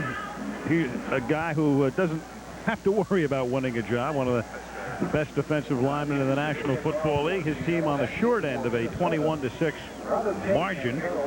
And very shortly, Don Shula will be joining us in the booth as Todd Peterson kicks off for Seattle, and the boot comes down into the arms of Robert Tate at the 14, and Tate with another big run back. And here's a kid who's gone a long way toward winning a job, but he gives up the football at the 47-yard line and fumbles it to the Seattle Seahawks as Dexter Stigler comes up with it. So Tate, a kid who's had 2 real good run backs and another pretty good one today, loses the football and coughs it up. Boy, that hurts Tate, but that'd drive a coach crazy. Give up those footballs after the big plays. Third big effort by Tate. He lost it definitely before he was down. And so Seattle will take over at the 48-yard line. Well, we were talking about driving coaches crazy. Well, the man who has driven a little crazy for 33 years, but it was well worth it, will be with us in the booth. Mr. Don Shula, one of the new enshrinees, is Seattle on first down. Kittner retreats, throws, and a flag is down as Oscar Gray makes the catch. And Don, you've had such a wonderful career. So many highlights, so many fabulous moments. I mean, the history of football written by Don Shula in a way. How does today compare with everything else that took place in your career?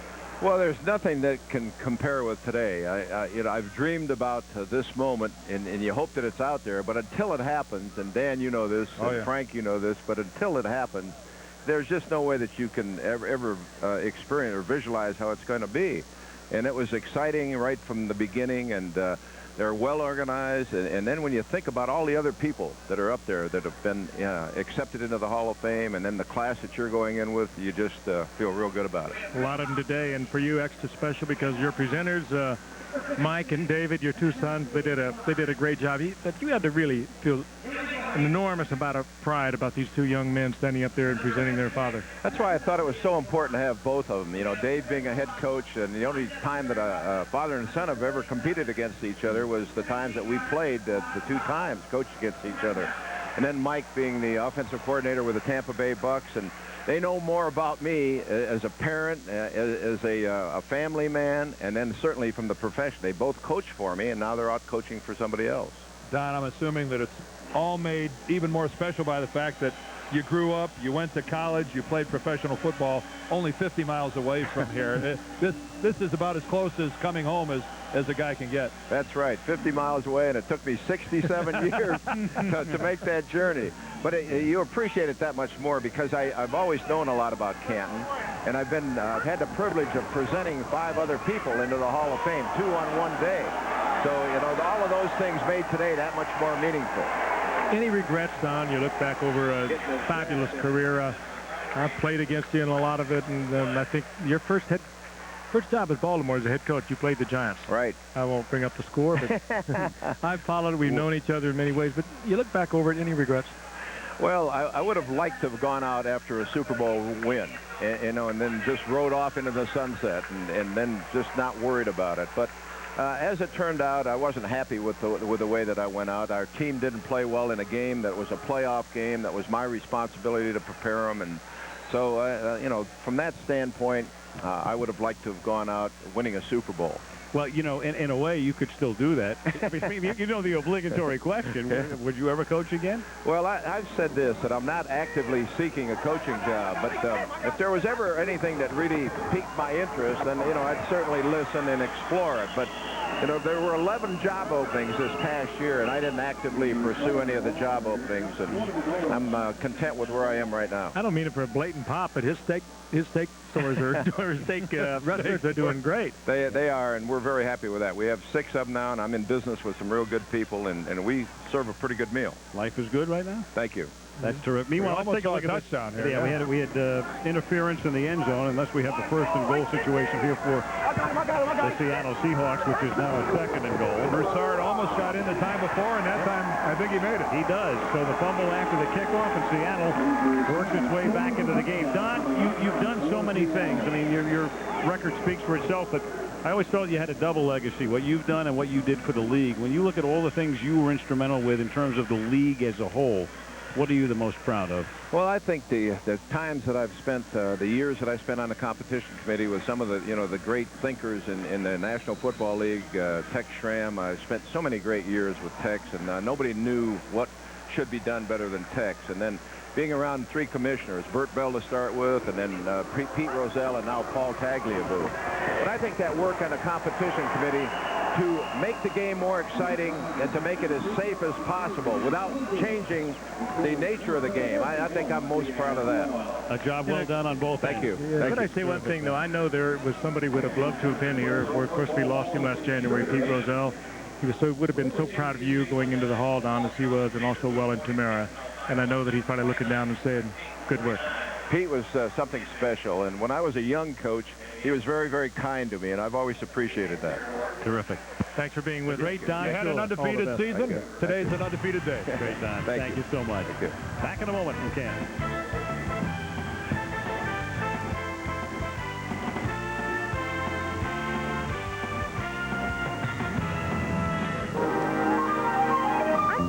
Model Rebecca Romaine, and this is where I live. Please don't litter where I live. I want to come home and get positive. Swimsuit models have feelings too, but when you litter, we get mad at you. Please don't litter, don't you care? I'm so mad I could pull your hair. Think how big the world would be if everyone picked up their mess like you and me. Sure looks lonely out there. Kind of place a guy can really get lost in, huh? Yeah. Oh, but your Lexus has an onboard satellite cellular communication system that'll open your door if you get locked out, give you directions if you're lost, send for help if you need it out there, huh? No, it doesn't. You paid what for that?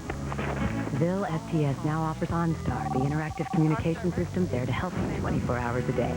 Can I follow you? No. I mean, because we're going in the same direction. Otherwise, I'm going to be a little lost. No can do.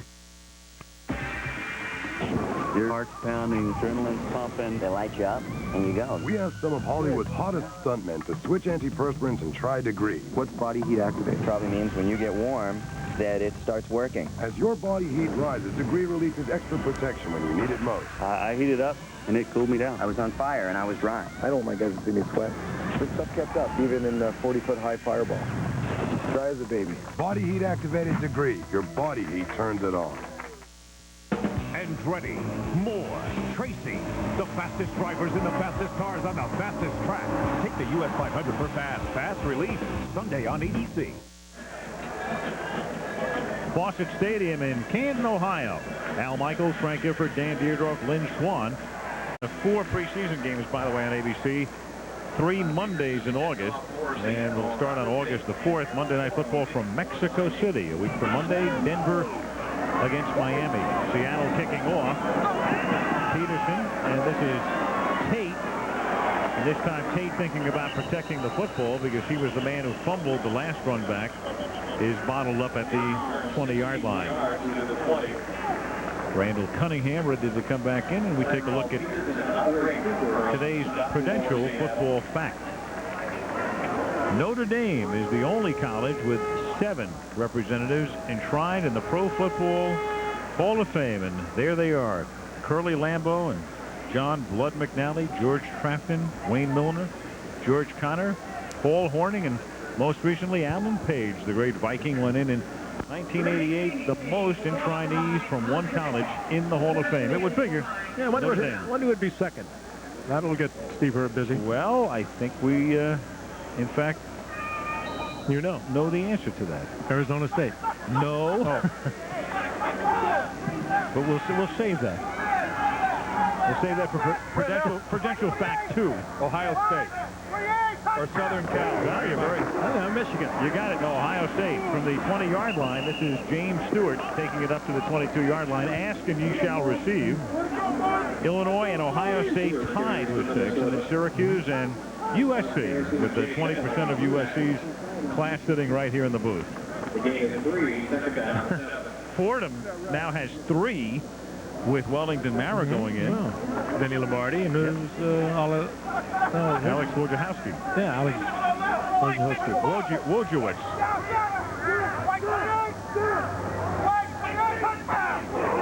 Second down and 7.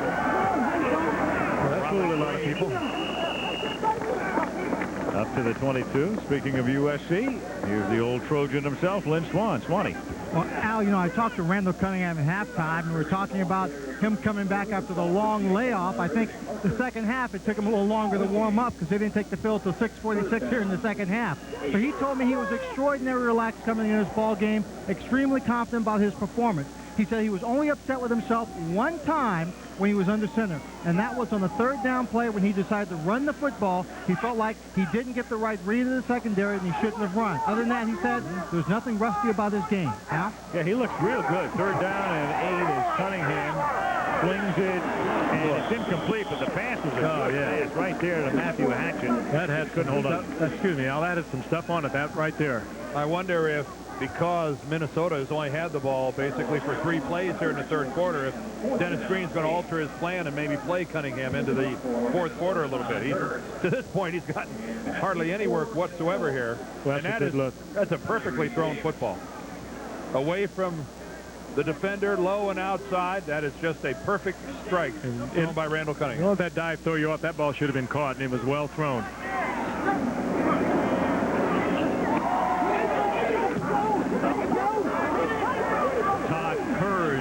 Punt, fielded at the 34-yard line. Tyree Davis. Good run. Oh, yeah. Up to the 45-yard line, slipping tackles. 45-yard boot, 12-yard run back, 5:05 left in the third, with the Vikings leading by 9. We don't have sales. We have the best prices all the time. And if anybody beats our price, we'll meet it and beat it. Guaranteed, no questions asked. We're not in the business to be beaten. Under no circumstances, we will not be undersold. I have customers come in and actually make it like a competition in their mind to try to go out and find a lower price, and they don't. They always come back. Never will the competition come in and beat us in price. Because Home Depot wants you coming back, wants your friends to come back. They want you to be happy. The engineers of the Pontiac Grand Am design cars for people who get a kick out of driving. Complete. And that's helped keep more Grand Ams on the road, even after 11 years, than any car in its class. So, buy a Grand Am for a good time. Have it around for a good, long time. Grand Am. Built for kicks. Built for keeps. Starting around 15.3. We're the McKenzie brothers, eh? How's it going? Our topic today is the beauty shot. Yeah, look how beautiful it is. Look at that head. It's making me kind of thirsty right now. Hey, you can't drink beer on TV, eh? It's illegal. Okay, fine. Cut. You drank the beer? Is that a problem? No way. It evaporated. And I'm still thirsty. Go! We're gonna get sued, eh? What'd you go and drink the beauty shot for? To me, there's nothing more beautiful than an empty glass, eh? Yeah, and I get to be the designated driver. Cut! Good thing we have nowhere to go, eh? Cut!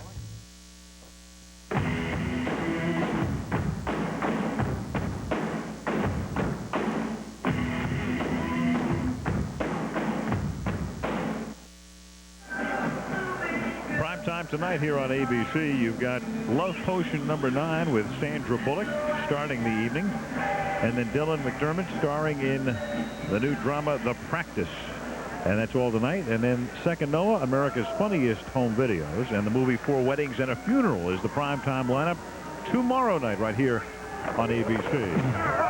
Seattle down by 9, starts from the 45, and it's a nice tackle coming up from the secondary is Charles Emmanuel to knock down Steve Broussard for no gain. Rookie out of West Virginia, Charles Emmanuel. Well, while we're popping Arizona State, we might as well keep right on going. Thank you. The great Randall McDaniel started the last 8 Pro Bowls, and barring something unforeseen, there's the guy that's going to make a real run at the Hall of Fame. He just signed him to a new 4-year deal. He was the franchise player, and the screen is set up, a little slow developing, and tipped but caught in a 3-yard gain for Broussard. Ben Hanks tipped it. And there's part of the Miami connection. Yeah. Cortez Kennedy. Well, he keeps playing the way he has, and if he could put another 4 or 5 years together, such as he's exhibited in the last 4 or 5, then that's another guy not making his last visit to Canton. His last Pro Bowl was his 6th. So an impressive run for Cortez Kennedy. And we're keeping Todd Stussy awake, obviously, here. Kitna. And that's caught. A at the 44-yard line by Tyree Davis. And a first down with 3:47 remaining in the third quarter. A week from Monday to Mexico we go, where over 100,000 people figure to file into the big stadium in the Federal District as the Miami Dolphins come to town. Dan Marino and Jimmy Johnson and company against the AFC West champion Denver Broncos. From Mexico, a week from Monday night. Hit the throws, and that one is caught by Robert Wilson, a rookie from Florida A&M. Meanwhile, warming up on the sideline is Gino Toretta, who will be the next Seattle quarterback we'll see, a guy who on his mantle at home has a Heisman Trophy. Kitna with a couple of fine throws. Look at that. Yeah. 11 for 11. The last two have been both for first downs and pretty snappy delivery. Well, again, a reminder, this is a guy who's in postseason form, having just played in the World Bowl and was its MVP, over 400 yards. So there's no off-season rust on the arm of John Kitna. No play. No rust on this production crew of ours either. The great Ken Wolf. False start on the right guard. Offense, 5-yard penalty. The great Kenny Wolf, our producer, back in the chair downstairs once again, alongside Craig Janoff, our director. The Monday night team reunited again. And what a chair that is in that plush new truck that looks very much like a Four Seasons hotel. Like walking into a condominium. Yes, it's a real hardship, I understand, down there. The air conditioner, it's a little chilly. 98 degrees here in the booth, but they're a little chilly in the truck. The tears are flowing upstairs there. First down from the 32-yard line. Kitna's going to pack it in, show some scrambling ability, and dives out of bounds at the 23-yard line. Pickup of 5. Kitna, in addition to what he did through the air, rushed for 334 yards in the World League this year. So this guy with a good arm and mobility and trying to win that number 3 spot. 6'2", and as you can see, 217 pounds. He doesn't look that big, but it's a pretty good eye. Looks downfield, sees the coverage, pulls it down, gets yardage, as he's done a couple of times thus far in this quarter. And we'll probably see that Heisman Trophy winner, Gino Toretta, in the fourth quarter of today's game. 2nd and 6. Right nearly jump. Ball is loose. Flag is down. And Larry Nembers tells us that for the moment at least, Minnesota's recovered. Bad snap, I think, by Greg Blodorn, the center. Well, now we're not sure who's got the ball. Seattle's not leaving the field. We get an offside against Minnesota, which is the reason. Defense, offside at the snap, 5-yard penalty, still 2nd down.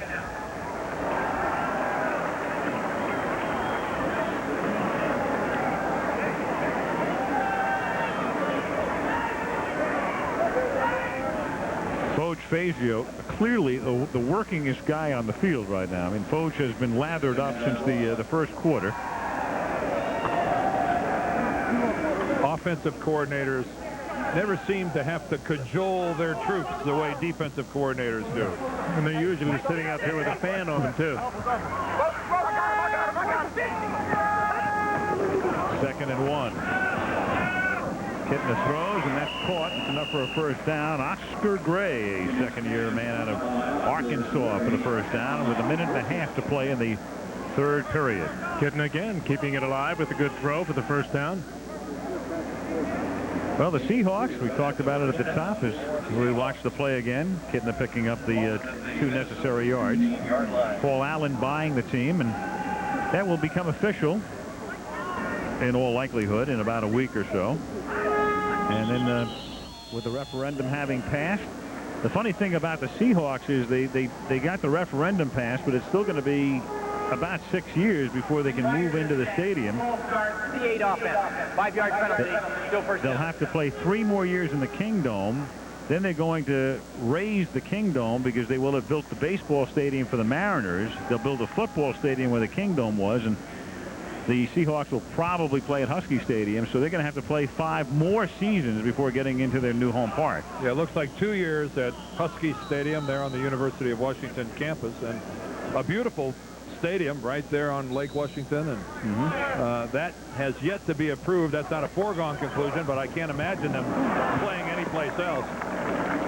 Tyree Davis makes the catch.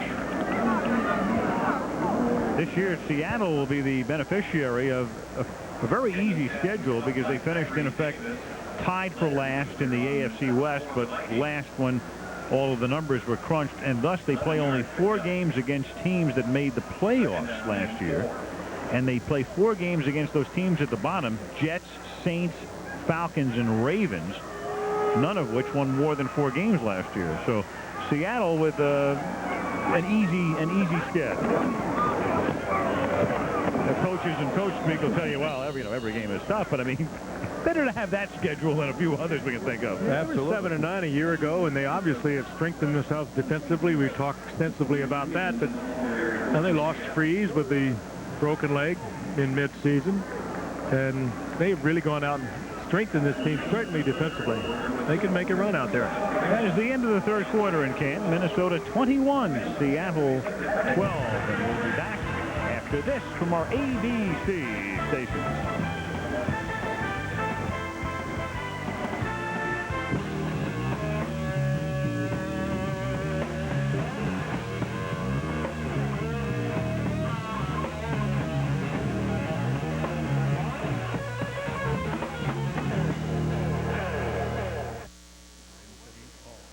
Twin Cities Paul. Home Improvement Al. Twins separated at birth. Let's explore the eerie similarities. Here it comes. Both ladies' men in their own right. I want somebody like Barbara Walters. Both strong male figures. I'm 35 years old. I've been living on my own for almost 4 years now. Both a couple of hot swinging guys. I'm just doing a little rapping in the hood. Twins or just 2 hip dudes? I'm usually very hip. You decide. ABC. When you're 80, the uncertainty of life is why you've done what you've done and why you are what you are. You've lived through so much. You've seen things your kids wouldn't believe. But just when you think you've seen it all, life surprises you, and every day is a gift. Choose a hospital as if your life depended on it. University of Pittsburgh Medical Center. The many sides of Bryan Adams. 18 till I die. Rockin'. Number 1. At the Oscars. Romantic. Only a handful of artists can do it all on one night. Coming to Coca-Cola Starlight Amphitheater with the Variety 96 Birthday Bash 6. August 17th. Get tickets now. 2.5 hours of hits.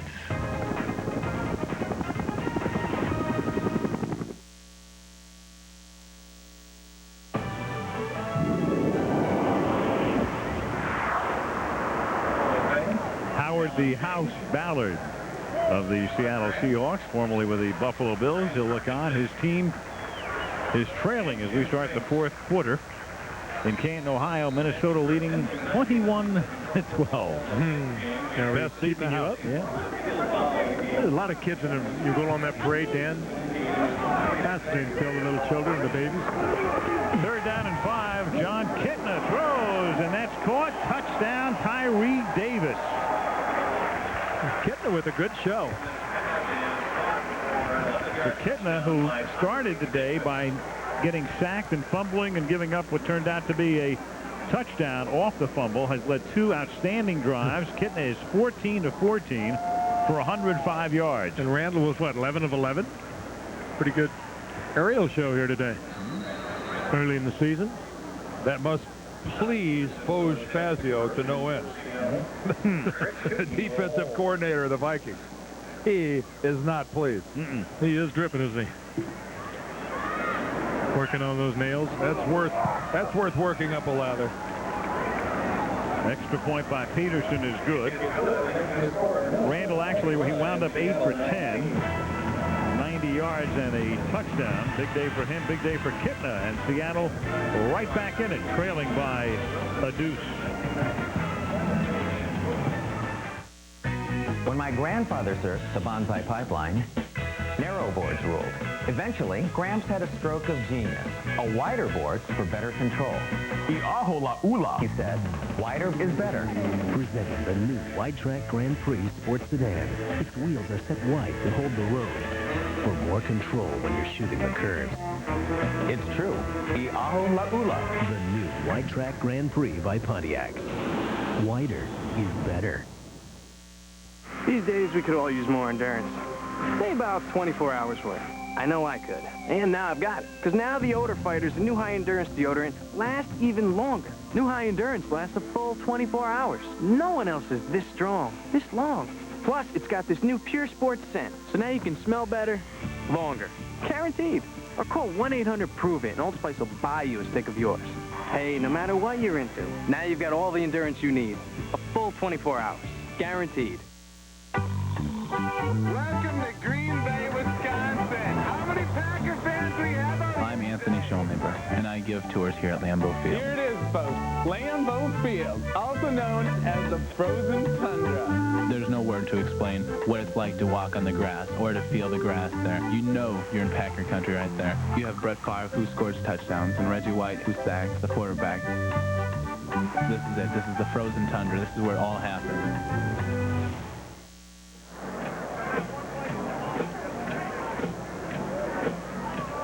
The Goodyear Blimp Spirit of Akron, high above and directly above Fawcett Stadium in Canton, Ohio, site of the Hall of Fame, and annually the beginning of the football season, at least in terms of preseason games. We are officially underway. Fourth quarter. The Blimp doesn't get to do many games where they can be home by dinner. That's right. This is one of them. And that kick is a screwball that would have gone out of bounds, but bounces back the other way into the arms of Robert Tate, who's electrifying, if nothing else, through his performance today. And he's out of bounds up at the 30-yard line. Tate has put on quite a show today, the rookie out of Cincinnati. Very quick. And that was actually a perfect kick. It's exactly what you want, a little awkward to field, and Tate wasn't able to pick it up till he's on the 3-yard line, and the coverage team of the Seahawks, absolutely sensational return to get it up to almost the 29. I think he had to field it too. He didn't want to risk it coming short of the end zone, losing it down there. Now Cunningham, a little swing pass. Nice little lead swing pass into the arms of Gene Stewart. And because Cunningham got so little work there in the third quarter, he finds himself still playing here in quarter number 4. A lot of questions need to be answered about Randall Cunningham for this Viking coaching staff and for Randall himself. And he could use every snap he could get. 2nd and 7 from the 32-yard line. And that's caught for a first down as Obafemi Ayenbadeyo. Did you repeat that? Well, 49. You know what they call him? They call him Femi in camp. Obafemi Ayenbadeyo is actually how it's pronounced officially. You know, Randall wouldn't be San Diego State. Randall wouldn't be a bad backup quarterback, considering how you use a backup quarterback when you get down in a game or something like that. With his maneuverability and mobility to get in and out of trouble when you have to pass the football, he wouldn't be a bad hand to have. Robert Green, wearing Amp Lee's old number, takes it up to the 43-yard line. And on the other hand, he's never been comfortable as a backup quarterback. That goes back quite a ways. Pretty good golfer. Has a place out in Las Vegas, and I was out there, like I said, a week ago last January, and he can nearly hit the ball. I would imagine with that body of his that he can generate a little club head speed. 2nd and 8. Fired over the middle and incomplete, right into the gut of Tony Bland, and he couldn't hold on. Oh boy, that was well thrown. Randall Sharp. Mike Tice, the offensive line coach of the Minnesota Vikings, had a wonderful career as a tight end, primarily with the Seahawks. And now he's on the other side of the field. Was their tight ends coach, and this year moves in to coach the offensive line. big enough to play tackle. Mike was a big tight end, always in that 6'5", 6'6" range. 3rd down and 8. And you could sense it coming as Mo Williams, he was trying to keep his eye on the ball, but he knew what was about to transpire. And Dexter Sigler transpired him. That's a random what came over. Yeah. Did you see that? Dan Randall came over and said, "I'm sorry, I didn't mean to do that to you." That's exactly what that was. I like that about Randall. It was a checkoff man going to Mo Williams, and Mo Williams hit a truck. Mo almost got checked out.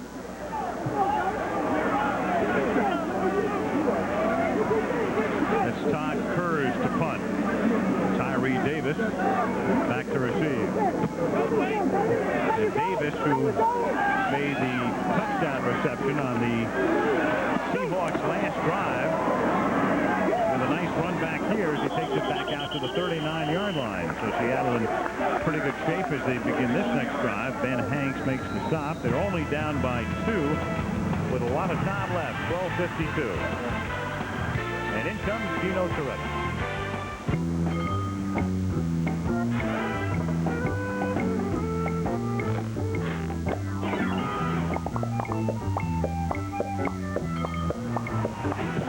With its sleek styling, easy out-roller seats, plus air conditioning and 7-passenger seating, all for a great price. The Plymouth Voyager is pretty attractive. Now get up to $2,000 in total values on Plymouth Voyager during the National Minivan Sale.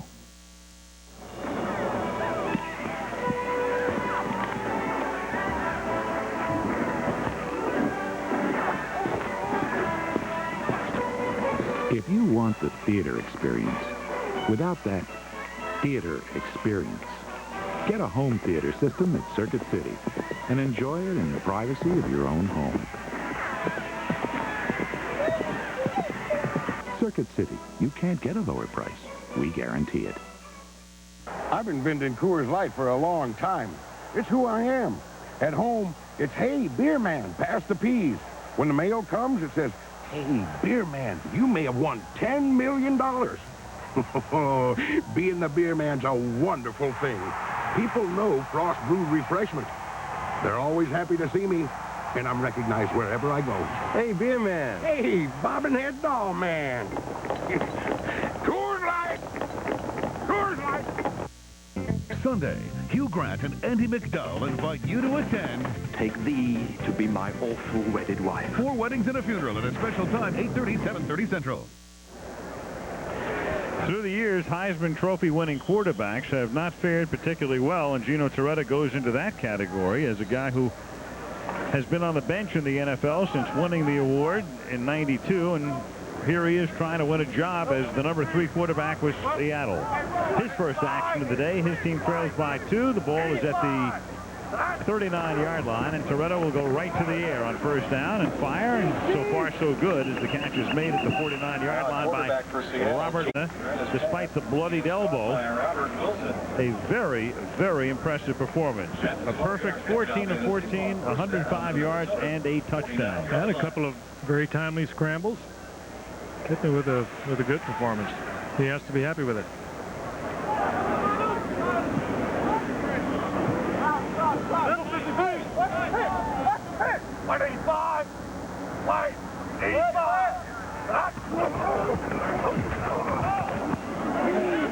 Pressure on, but he gets it away, and Oscar Gray makes the catch. Toretta started his career actually with Minnesota in '93, played in 1 game. Then he went to Detroit and didn't play in '94, to the World League in '95 with Orion Fire. And then to Seattle last year, we got into 1 game. He had a couple of stops, too, that he didn't stick to. 49ers wasn't he there for a while? And look-see. And 49ers had him in '95 for a while. You could say he has persevered. He has. I think it's obvious to say that Kitna is a serious challenge as well. Yep. Toretta winning the Heisman in 1992. This is due Innocent. And Innocent takes it to the 45. And for the Vikings by Tony Williams. Well, Mike Webster is the 4th of the enshrinees who will pay us a visit this afternoon. We've already talked to Wellington Mara, Mike Haynes, Don Shula, And Mike Webster, a man who had such a scintillating career as the center on the 4 Super Bowl champion Pittsburgh Steelers teams. 185. Getting settled in the booth. We'll be with Mike in a moment. We're 3rd down and 6 now.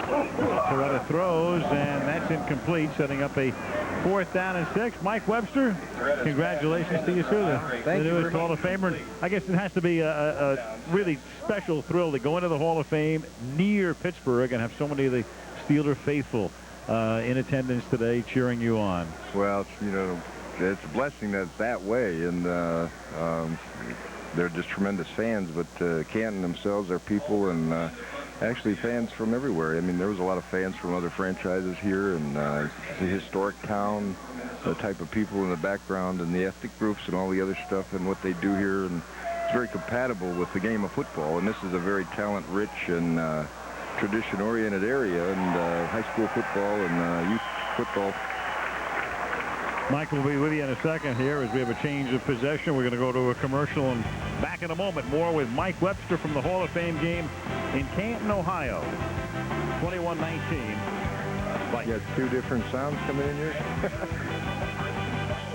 I have a lot of fun playing characters that are impulsive and dramatic, because the real me is pretty basic. I'm even a little practical.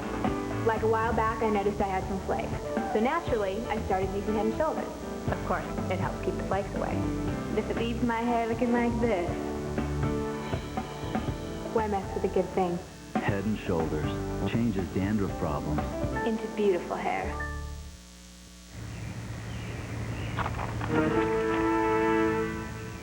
Plymouth Neon.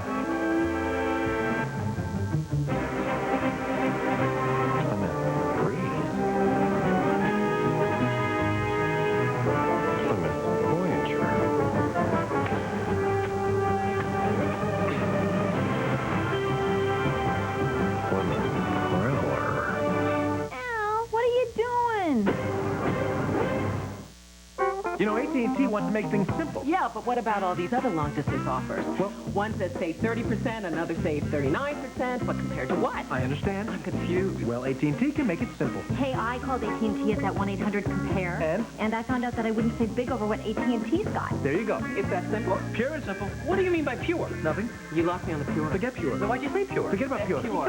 I think they do it to hurt me. Simple, competitive prices for home or business. If you had to give one up, would it be sex or golf? Oh, I gave both of them up years ago, but I still think about it. Minnesota Vikings pinned deep in their own territory. They'll begin this drive from their own 2-yard line. At one point, they led 21-3. And Seattle only one safety away from tying this ballgame. Well, be very careful when you're throwing from the end zone back there, Dan, that you don't hold in the end zone. Jay Walker is the new quarterback. At one point, Seattle was down by 18, and Walker has to scramble out of the end zone, throws, and it is caught. And a catch made by Robert Green. He wasn't across the line. It counts. And Mike Webster, we've been visiting with Mike, one of the new Hall of Famers. Mike, so many of the Steelers have gone into the Hall of Fame. Some people begin to think that some of the Steelers who might go into the Hall of Fame or should be there won't get in or haven't gotten in because of the plethora of Steelers. Do you ever feel that maybe your time wouldn't come because of that? No, I really haven't thought about it much, and fortunately, it's only my second year, so I wasn't thinking about that, and because we have so many great players, and I've always believed that the benefit has always been from team-oriented things, and L.C. Greenwood, you know, and Lynn Swan, John Stallworth, they've been up now. Donnie Shell been up, so I mean, and then you got a ton of great players from around the league that were developed during our time period that we played with that are very deserving. So it all works out anyway, and I've already been blessed many times from being on championship teams and from the quality of that football team. So this is just a bonus, you know. I mean, it's really wonderful. A very moving presentation by your quarterback, Terry Bradshaw. He presented you today. It's a venture. It's an adventure with him, and he's a fabulous guy, and he's got a lot of passion. He's He's a great person. He really is. What marked that team that you played for, the Steelers, the 4 Super Bowls, the team that won the 4 Super Bowls? If you could say, maybe give us was it passion, one of the words, and what comes to mind with you? Just good quality people. And not that other teams don't have those, except for the St. Louis Cardinals during that same time period, but we just had good people. And rare that they come together like this. Well, you got to give credit to Chuck. I mean, and the Rooney organization, of course, they had practiced for 40 years and didn't have a lot of success. So, I mean, everything just kind of fit and finished at that time period. And so, yeah, I think a lot of it has to do with the will of what's happening, you know, and they'd waited for so long, and that added to the passion and the intensity of the whole thing, and to the thrill of it. Mike, it has to be heartwarming to know you played a position where they don't keep statistics, but they do keep track of Super Bowls, and you are forever not just a part of history because of your place in the Hall of Fame, but because of being there with the Steelers during that dynasty. A little guy from Wisconsin, you've made it to the summit. Congratulations. Broken Arrow, Wisconsin, is that it? Tomahawk. Tomahawk. I just think of the Indian chop, you know. Jay Walker had just picked up that first down. Mike, just one other question, because you've gotten a lot of publicity. A lot of people have written about your life, and it's been a little tough for you since you got out of football. Where are you right now in terms of, you know, your life and your family and all of the rest? Well, about where everybody else is at different times in their lives, you know. I mean, it's just everything's fine. Everything's working together.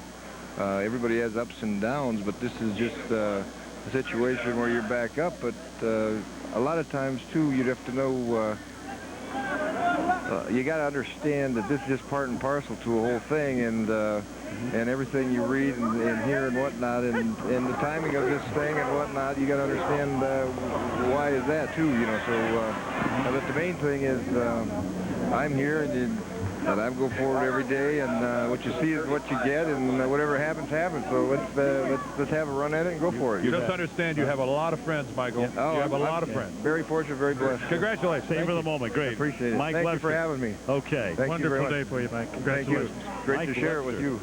Of the Pittsburgh Steelers going into the Hall of Fame here in Canton, the building lower right, as the Minnesota Vikings have moved from their own 2-yard line up to the 35, 3rd down and 5 now, with 7.5 minutes to play in the 4th quarter.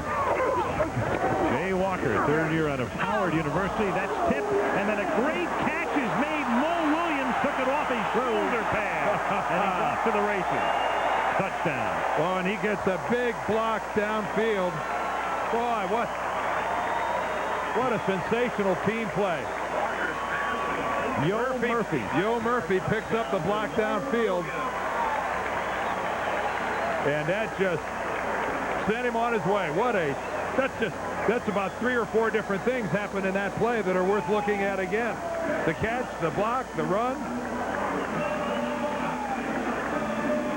And Jeremy Lincoln shaken up at the end of the play.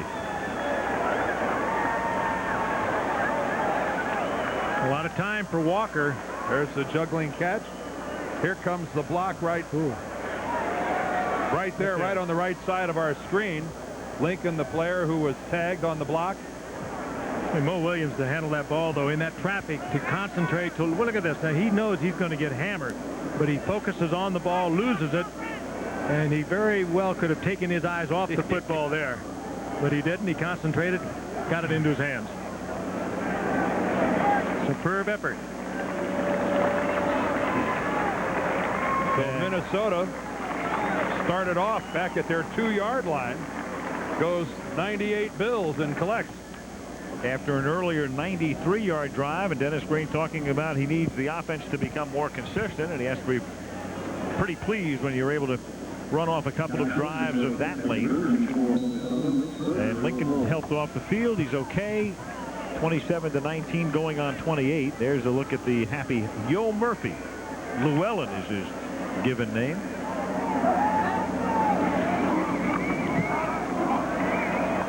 And the kick here by Scott Sisson is good. And the Vikings can smile again. Up by 9. Breathing room. 28-19 Minnesota. 7:21 left in the 4th in Canton.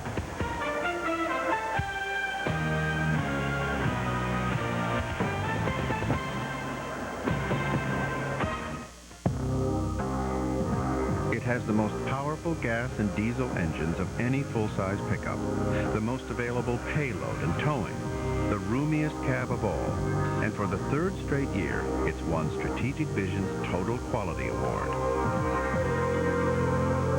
It's the truck that wrote a whole new rule book, now available in a leather-bound edition.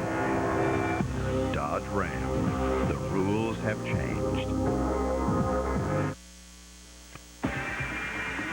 Your heart's pounding, adrenaline's pumping. They light you up, and you go. We asked some of Hollywood's hottest stuntmen to switch antiperspirants and try Degree. What's body heat activate? Probably means when you get warm, that it starts working. As your body heat rises, Degree releases extra protection when you need it most. I heated up, and it cooled me down. I was on fire, and I was dry. I don't want my guys to see me sweat. This stuff kept up, even in 40-foot high fireball. Dry as a baby. Body heat activated Degree. Your body heat turns it on. Okay, class, rules of driving. Norman. Observe the speed limit, stay 2 car lengths behind, and always pass on the left. Wrong answer. There are driving schools, and there are driving schools. At the Russell Racing School in Sonoma, California, you only fail if you get passed. But don't forget your Visa card, because you won't move an inch using American Express. Visa is everywhere you want to be. When two fighters step into the ring, anything can happen. Anything did. Holyfield Tyson 2, Thursday, August 14th. See it for yourself. Visit Team NFL on America Online, presented by ABC Sports. And there's your address right there. The keyword is NFL. Check it out.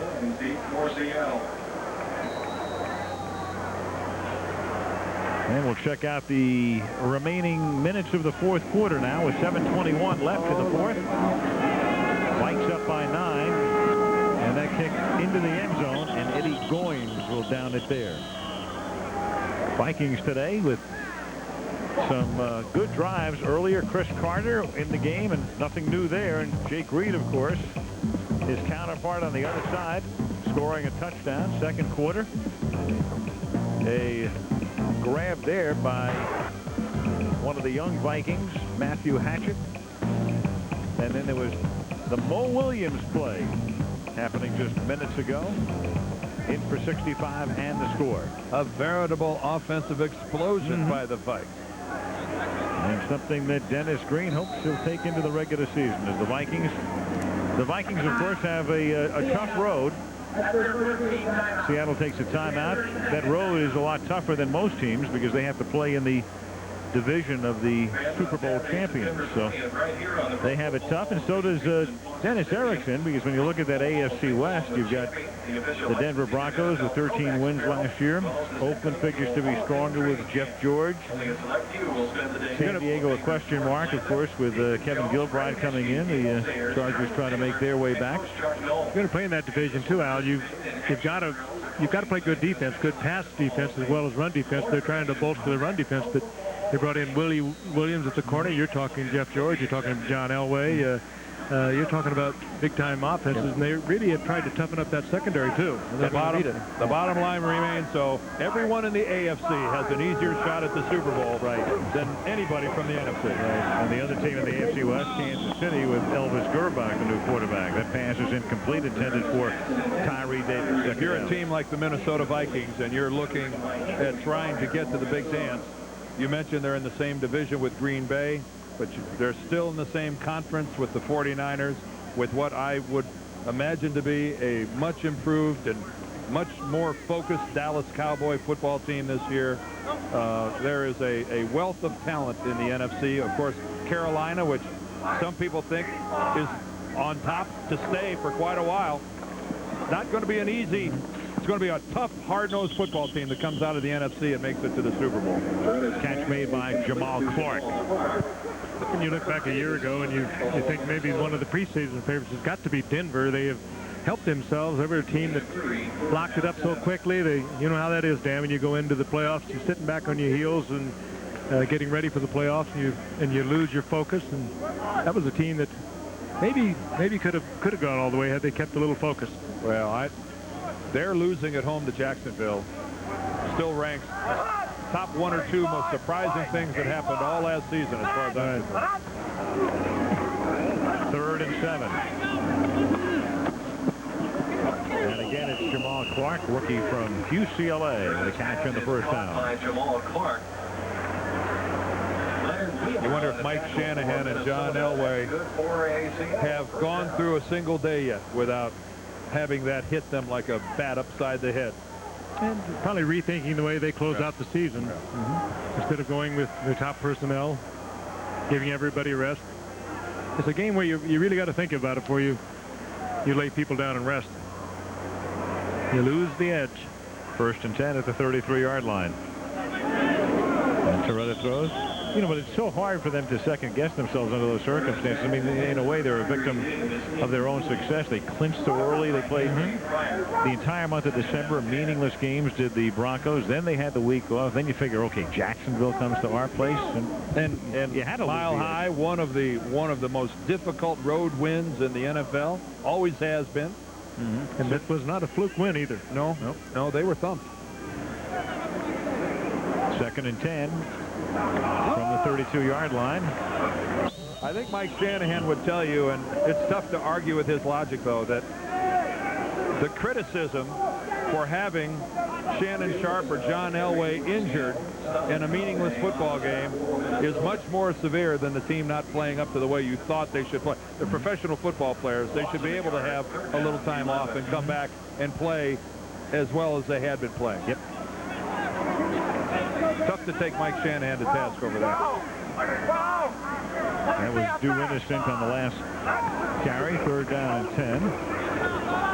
And Toretta tripped as he throws. Got it away, but it's incomplete. Intended receiver was Robert Wilson. For Robert Wilson. Broken up by Ben Hanks. 4th down, 11. Somebody get Gino there, or did the old trapdoor open up and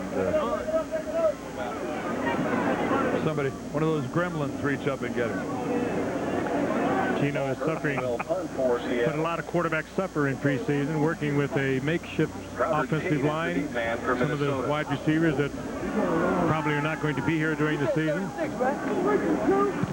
The toughest part about coming into one of these preseason games late in the game. Paul Burton, rookie punter, sends that one down into Minnesota territory, and that's where the Vikes will take it at the 12-yard line, and we're going to go down to the field for Lynn Swan. Lynn. Al, I have a report on Warren Moon. He did not come back out for the second half. I spoke with Gary Wright, vice president of the Seahawks, and he said that Warren left to go back to Houston halftime. He received information that one of his young boys, he has 4 children, 3 sons and a daughter, one of his young boys was involved in a car accident. Now, at this point, no one knows to what degree of seriousness this car accident held for his son, but they facilitated Warren getting to the airport, getting on the plane to go back to Houston, where his family is staying right now, Al. All right, thank you, Lynn. Something we'll obviously try to monitor and find out anything more before we go off the air. Obviously, we'll pass it along. Our thoughts right now with Warren and his family. Father's worst nightmare. Yeah. And, of course, some others. Now, Ben, what are you saying? That certainly all puts this game in perspective a little bit. Certainly hope that that Warren's going home ends up being just a nice respite from training camp and everything as well. 2nd down and 1 now for the Minnesota Vikings at the 20-yard line. Jay Walker, the quarterback, and slipping through a small hole and exploiting it, Robert Green. And a 1st down. Robert Green, of course, we first met in Washington and from William and Mary, and then had a couple of pretty good years with the Bears. Last year wasn't too bad for him. Can do a lot of things. Good receiver out of the backfield. Minnesota. Has a good quick start.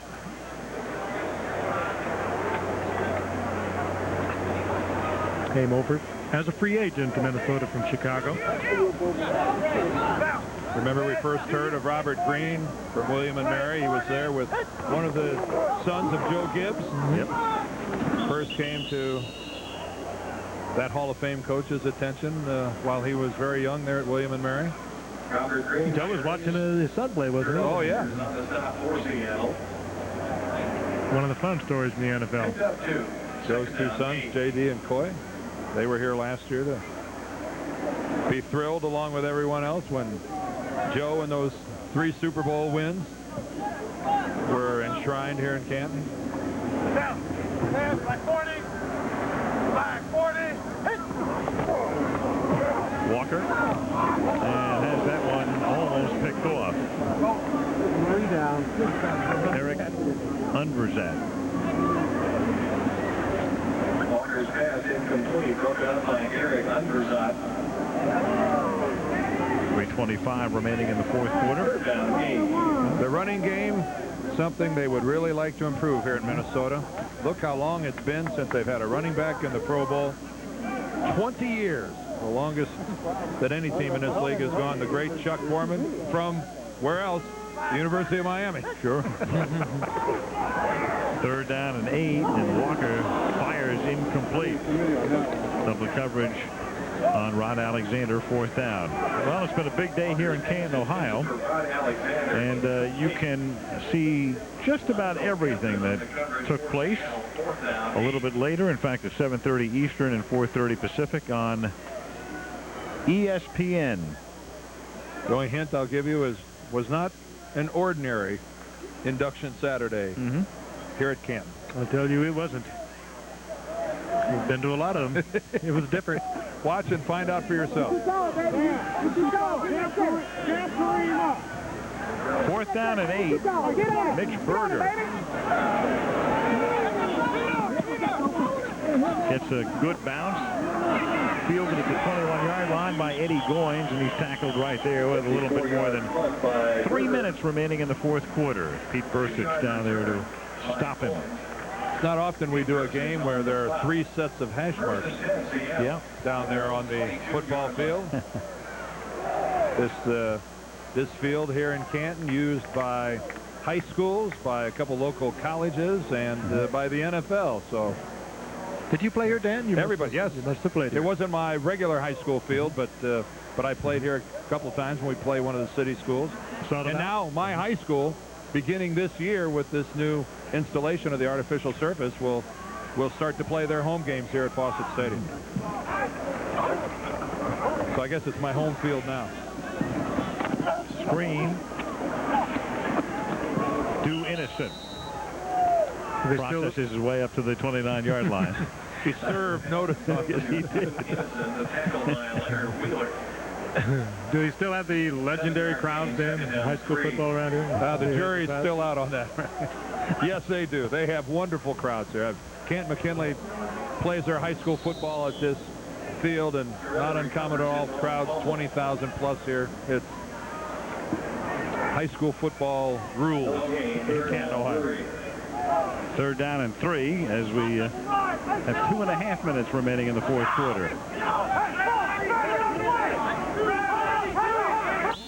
There was some talk that maybe Sean Springs was going to speak to some of the Seahawk representatives today to see if maybe he couldn't get close to finalizing a contract with Dennis Erickson's crowd. Again, we'll tell you that he told us that he's hopeful of having both Walter Jones and Sean Springs in camp and signed by this coming Monday, which would be fabulous news for the Seahawks. And really good accounting. And costly for Paul Allen and the new Seahawks ownership. 2 high number 1s don't come cheap. Well, the first thing you have to do is make them fit into the cap. And that takes a little bit of creativity. Chris Warren looks on. We've chronicled his stellar contributions to this league the last 5 years. And the catch made here by Tyree Davis up to the 46-yard line, and they convert on 3rd down for a 1st down as we tick down to the 2-minute warning. Tyree right there on that play lived the receiver's dream. He made a move that made 2 defensive guys run into each other and knock each other down. Well, I think they thought he was going to try to get out of bounds is what he should have done. That's fun. We again thank you for it. 2-minute warning in Canton, Ohio. The Vikings up by 9.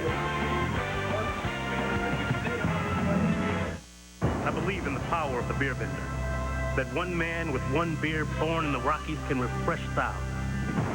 I believe in the perfect pour. Frost Brewing. Cold beer, warm heart. I believe that the three most important words on earth are hay, beer, man. That if a vendor can't get you your Coors Light at its ultimate refreshment level, it's a darn shame. And I believe in comfortable shoes.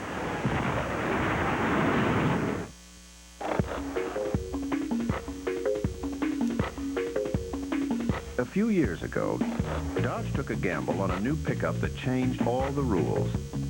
It paid off, because Dodge Ram just won Strategic Vision's Total Quality Award for the 3rd straight year. And in its very first year, a redesigned Dodge Dakota won the Total Quality Award in its segment too. If you'd like to see why, see your Dodge dealer and take a spin. Get your hot dog fever. Get your hot dog fever. Some folks are still brushing up for the NFL preseason. Hot your dick dogs here. Thank goodness the players are ready. The Dolphins meet the Broncos Monday, August 4th on ABC. Minnesota 28, Seattle 19 in the opening game of the 1997 NFL preseason schedule. Randall Cunningham will probably have an opportunity with a little bit of fill time at the end of the game to talk with Randall, a guy who had a good day.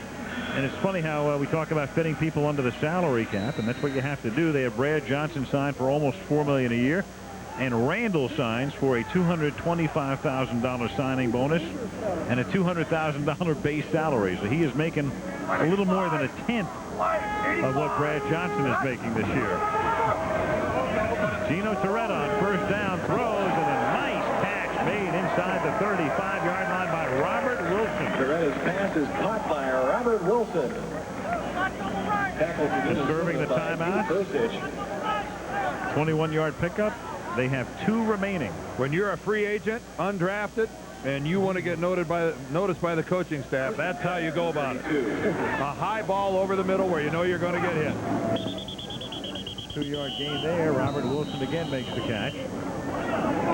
Pass is caught by Robert Wilson. And timeout is called by Seattle. They have 1 remaining. The Seahawks will go back to training camp. They actually moved their camp this year. They had been training in the Seattle area, and they went back to eastern Washington. So they will fly back to the Palouse after the game to Cheney, Washington. Yeah, they used to be in Cheney, and then in 1986, I guess, they moved back into a suburb of Seattle, Kirkland, and had their training camp there, and then now they're back to Cheney, and the beloved Palouse, where they enjoyed much success. Next week, they'll go to the Kingdome for their preseason home opener against the Arizona Cardinals.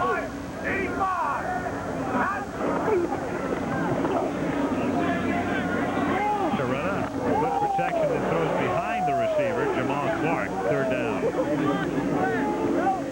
Toretta's pass is intended for Jamal Clark. Vikings next week are home next Saturday night. They'll open up their preseason home schedule against the Rams at the Metrodome. 3rd down, 7. That's the type of a pass that gets somebody hurt, and it's not normally the quarterback. Robert Davis with a good hit, king size hit. Go to the side.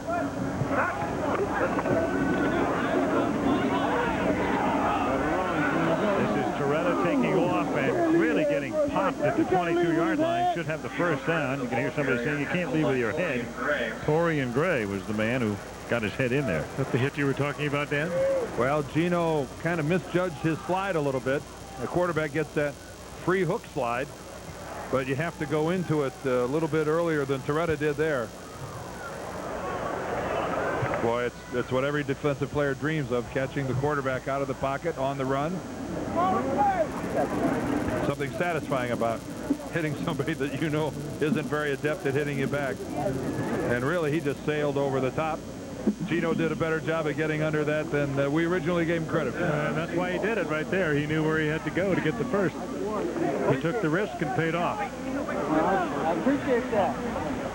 So it's first down now at the 22-yard line. He caught one right on the side of the helmet a little bit. You got to wait, see. 85. Coretta with his jersey firmly in somebody's grasp throws incomplete. James Manley had an arm on him. 2nd and 10. We catch the Vikings once this season on Monday Night Football. Monday night, December 1st. The Bears. Well, actually, it's the Packers. The Pack. Same division. What's the difference? You're right. Then there is Green Bay at Minnesota. You want to go down the list? Same division. Could have been Detroit. Could have been Chicago. Green Bay. Dave Wanstead will tell you the difference. 2nd and 10. Pass underneath. Nice move. That's too innocent.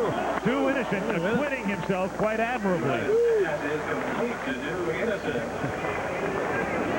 19-yard gain. First down and goal. Seahawks. Wearing Kurt Warner's old number. Oh, very good. Boy, there's a guy that had one of the most devastating injuries a guy could have and was able to come back and play. But what a blow that dealt to this entire Seahawk franchise when Kurt Warner blew a knee. Wasn't even touched. Remember, he was just out in the flat and went to make a cut. And his knee blew. First down and goal. And down he goes at the 9-yard line as Dwayne Clemens, number 1 pick a couple of years back out of the University of California, gets credit for the sack. And now Seattle spends its final timeout. It'll be a 30-second timeout. And for your convenience, there are several souvenir tents in the stadium and on the Hall of Fame grounds. NFL regular season this year will begin earlier than ever. The first Sunday of the season is August 31st. And that means our first Monday night game this year is the first night of September. It'll be Labor Day night. The Bears. The Bears. You're right. You got it. The Pack. The Bears at the Pack. Oldest rivalry in the NFL. And that's the way we will start year 28 of Monday Night Football. What a great place to do a football game. Remember the 49er game a year ago? Right there? Wonderful. That electricity. Yep. May have to have a brat. Might have to venture out onto the parking lot. A couple of brats. 2nd down and goal from the 8-yard line. And that's line and then taken in by Tyree Davis.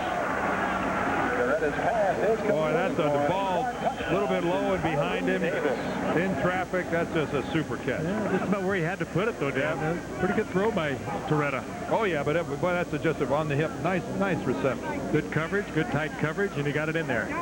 Good protection for Coretta. Point after for the Seahawks. Coverage not that bad. Young Tyree Davis, a fellow trying to win a backup role, and he has 2 touchdowns today. 2nd-year receiver out of Central Arkansas. Scottie Pippen School.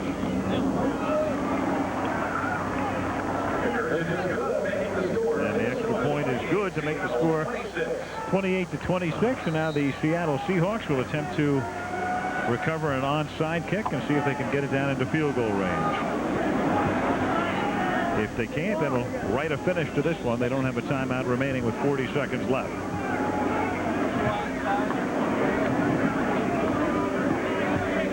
Well, what a way to get the 78th edition of the National Football League season underway. 4 new members of the Hall of Fame. The first preseason game of the season about to go into the record books, and away we go. And another great Hall of Fame week for the citizens of Canton, Ohio, and we're going to see our first onside kick. Is something I guarantee they haven't worked on much in training camp. This comes a little later. They've done maybe a little work in mini camp, not much of it. So it's been kind of a scramble on both sides of the field to get ready for what is most certainly going to be an onside kick. These are things you save for a little later down the line. That means it might work. You work on it all the time, and it never works.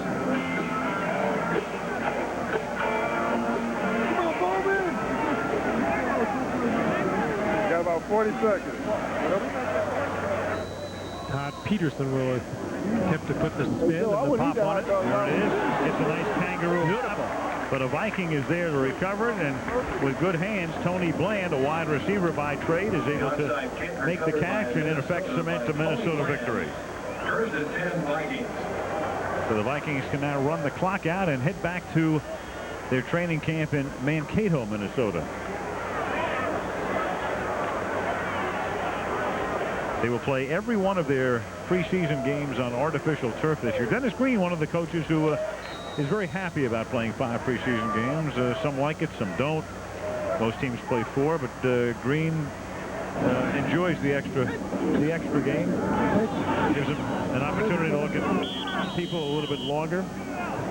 Maybe get him in a little bit better shape. Dennis feels it's an edge. When he didn't overwork his ball club. He didn't bring them in as early as he could have because of this extra game. He could have brought the Vikings to training camp a full week prior to when he did, and he elected not to, saying the extra game is enough, not necessarily we don't need the extra week of practice.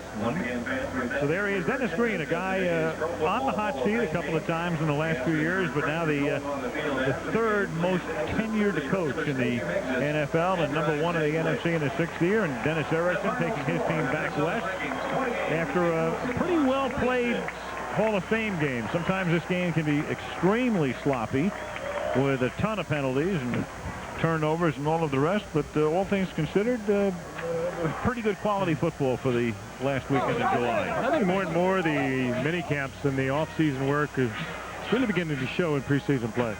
Well, we talked about it in the past, but they get a lot of work during the off-season now. Certainly football has become a year-round business. Lynn Swan's down on the field. He's got Randall Cunningham, I believe. Swanee? Yes, Al, thank you very much. Randall, a year layoff and you're back on the field. Tell me how you feel. He gets all the glory, of course. I'm just happy, very happy. When you came out today, you're looking to have a little fun, and you talked about a newfound maturity. Give us a little more detail on that. Well, this whole offseason, God allowed me to be with my son and see the game from the outside, and it was good to see that because I focused more on my Christianity, and that tightened up my system, me as a human being, and that allowed me to know what I got to do out here, and that's just to give him the glory. Is that what you mean by not being worried about the mistakes you make? Yeah, because when you have a strong foundation and you grab onto Jesus, you lean on him, and he does the rest for you, and that's 100% what I'm going to do. And I got a little son, little Randall II, and my wife, and we pull together and just keep giving God the praise. Randall, you were talking about having fun, which indicates that maybe you weren't having that much fun when you were in Philadelphia. That's right. What about Philadelphia that didn't allow you to have fun, didn't allow you to enjoy the game of football to stay in it? I think I overstayed my welcome there. I think 9-10 years would have been enough, but I think that 11th year with 4 coaching changes over my career and 2 owner changes over my career, sooner or later it was time for me to hit the road, but I wanted to be loyal to Philadelphia. I didn't want to leave on a bad note, and that loyalty basically got the best of me. They talked about the new system that Ray Rhodes brought in, the West Coast offense, about you not necessarily embracing that. Was that true? Well, we basically run a lot of that here, and it's so amazing because when I came here and I was like, wow, that West Coast offense has allowed me to learn this offense so quick, and Ray Sherman, our quarterback coach, is really happy how quick I picked it up. And I'm glad that John Gruden, thanks a lot, John, for teaching me that system up in Philadelphia. You think you'll be able to have a lot more fun with it now? And Oh yeah. I don't worry anymore. I just lean on God. That's it. Now you're in the backup role, but what about Randall, the competitor? Will you compete as hard as you did early on? Oh yeah, I compete, but I think the good thing about this team is that everybody knows what the deal is. I know that I'm the backup. Brad is a very good quarterback, as you saw today. I'm going to work hard every single day, but I told him I'm behind him 100%, and I'm not ever going to try to do anything to get the fans rooting for me, anything like that. Randall, thank you very much. Good luck to you this year. Let's go back upstairs to Al Michaels. Thank you, Lynn. And as we get ready for the season, what better way to do it than a sneak preview of the way we'll open up this year with Hank Williams and Savion Glover.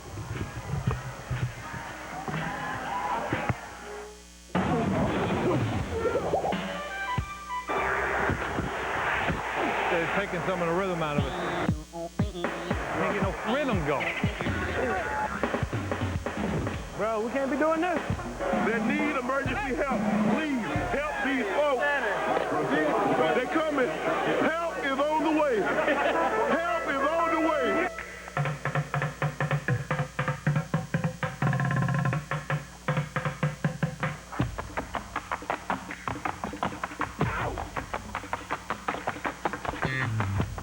football, Ben. This is what football is all about. The world watching. Easy. Monday Night Live. Yeah. Come on. We got the noise. Let's make it loud. Bring on the game. Pump up the crowd. Freight train moving at the speed of light, like a knockout punch in a tidal fight. Crashing and crashing and ready to go. There's no holding back when you play on this show. You better be ready. You better get right. Oh, this is Monday night. Come on and hit it. Come on and get ready. I mean, really ready. Are you ready for the football? ABC Big Party. Yeah, this is Hank and my team. Ready to get this thing started. They're screaming and yelling. The whole crowd is excited. So all my rowdy friends get loud on Monday night.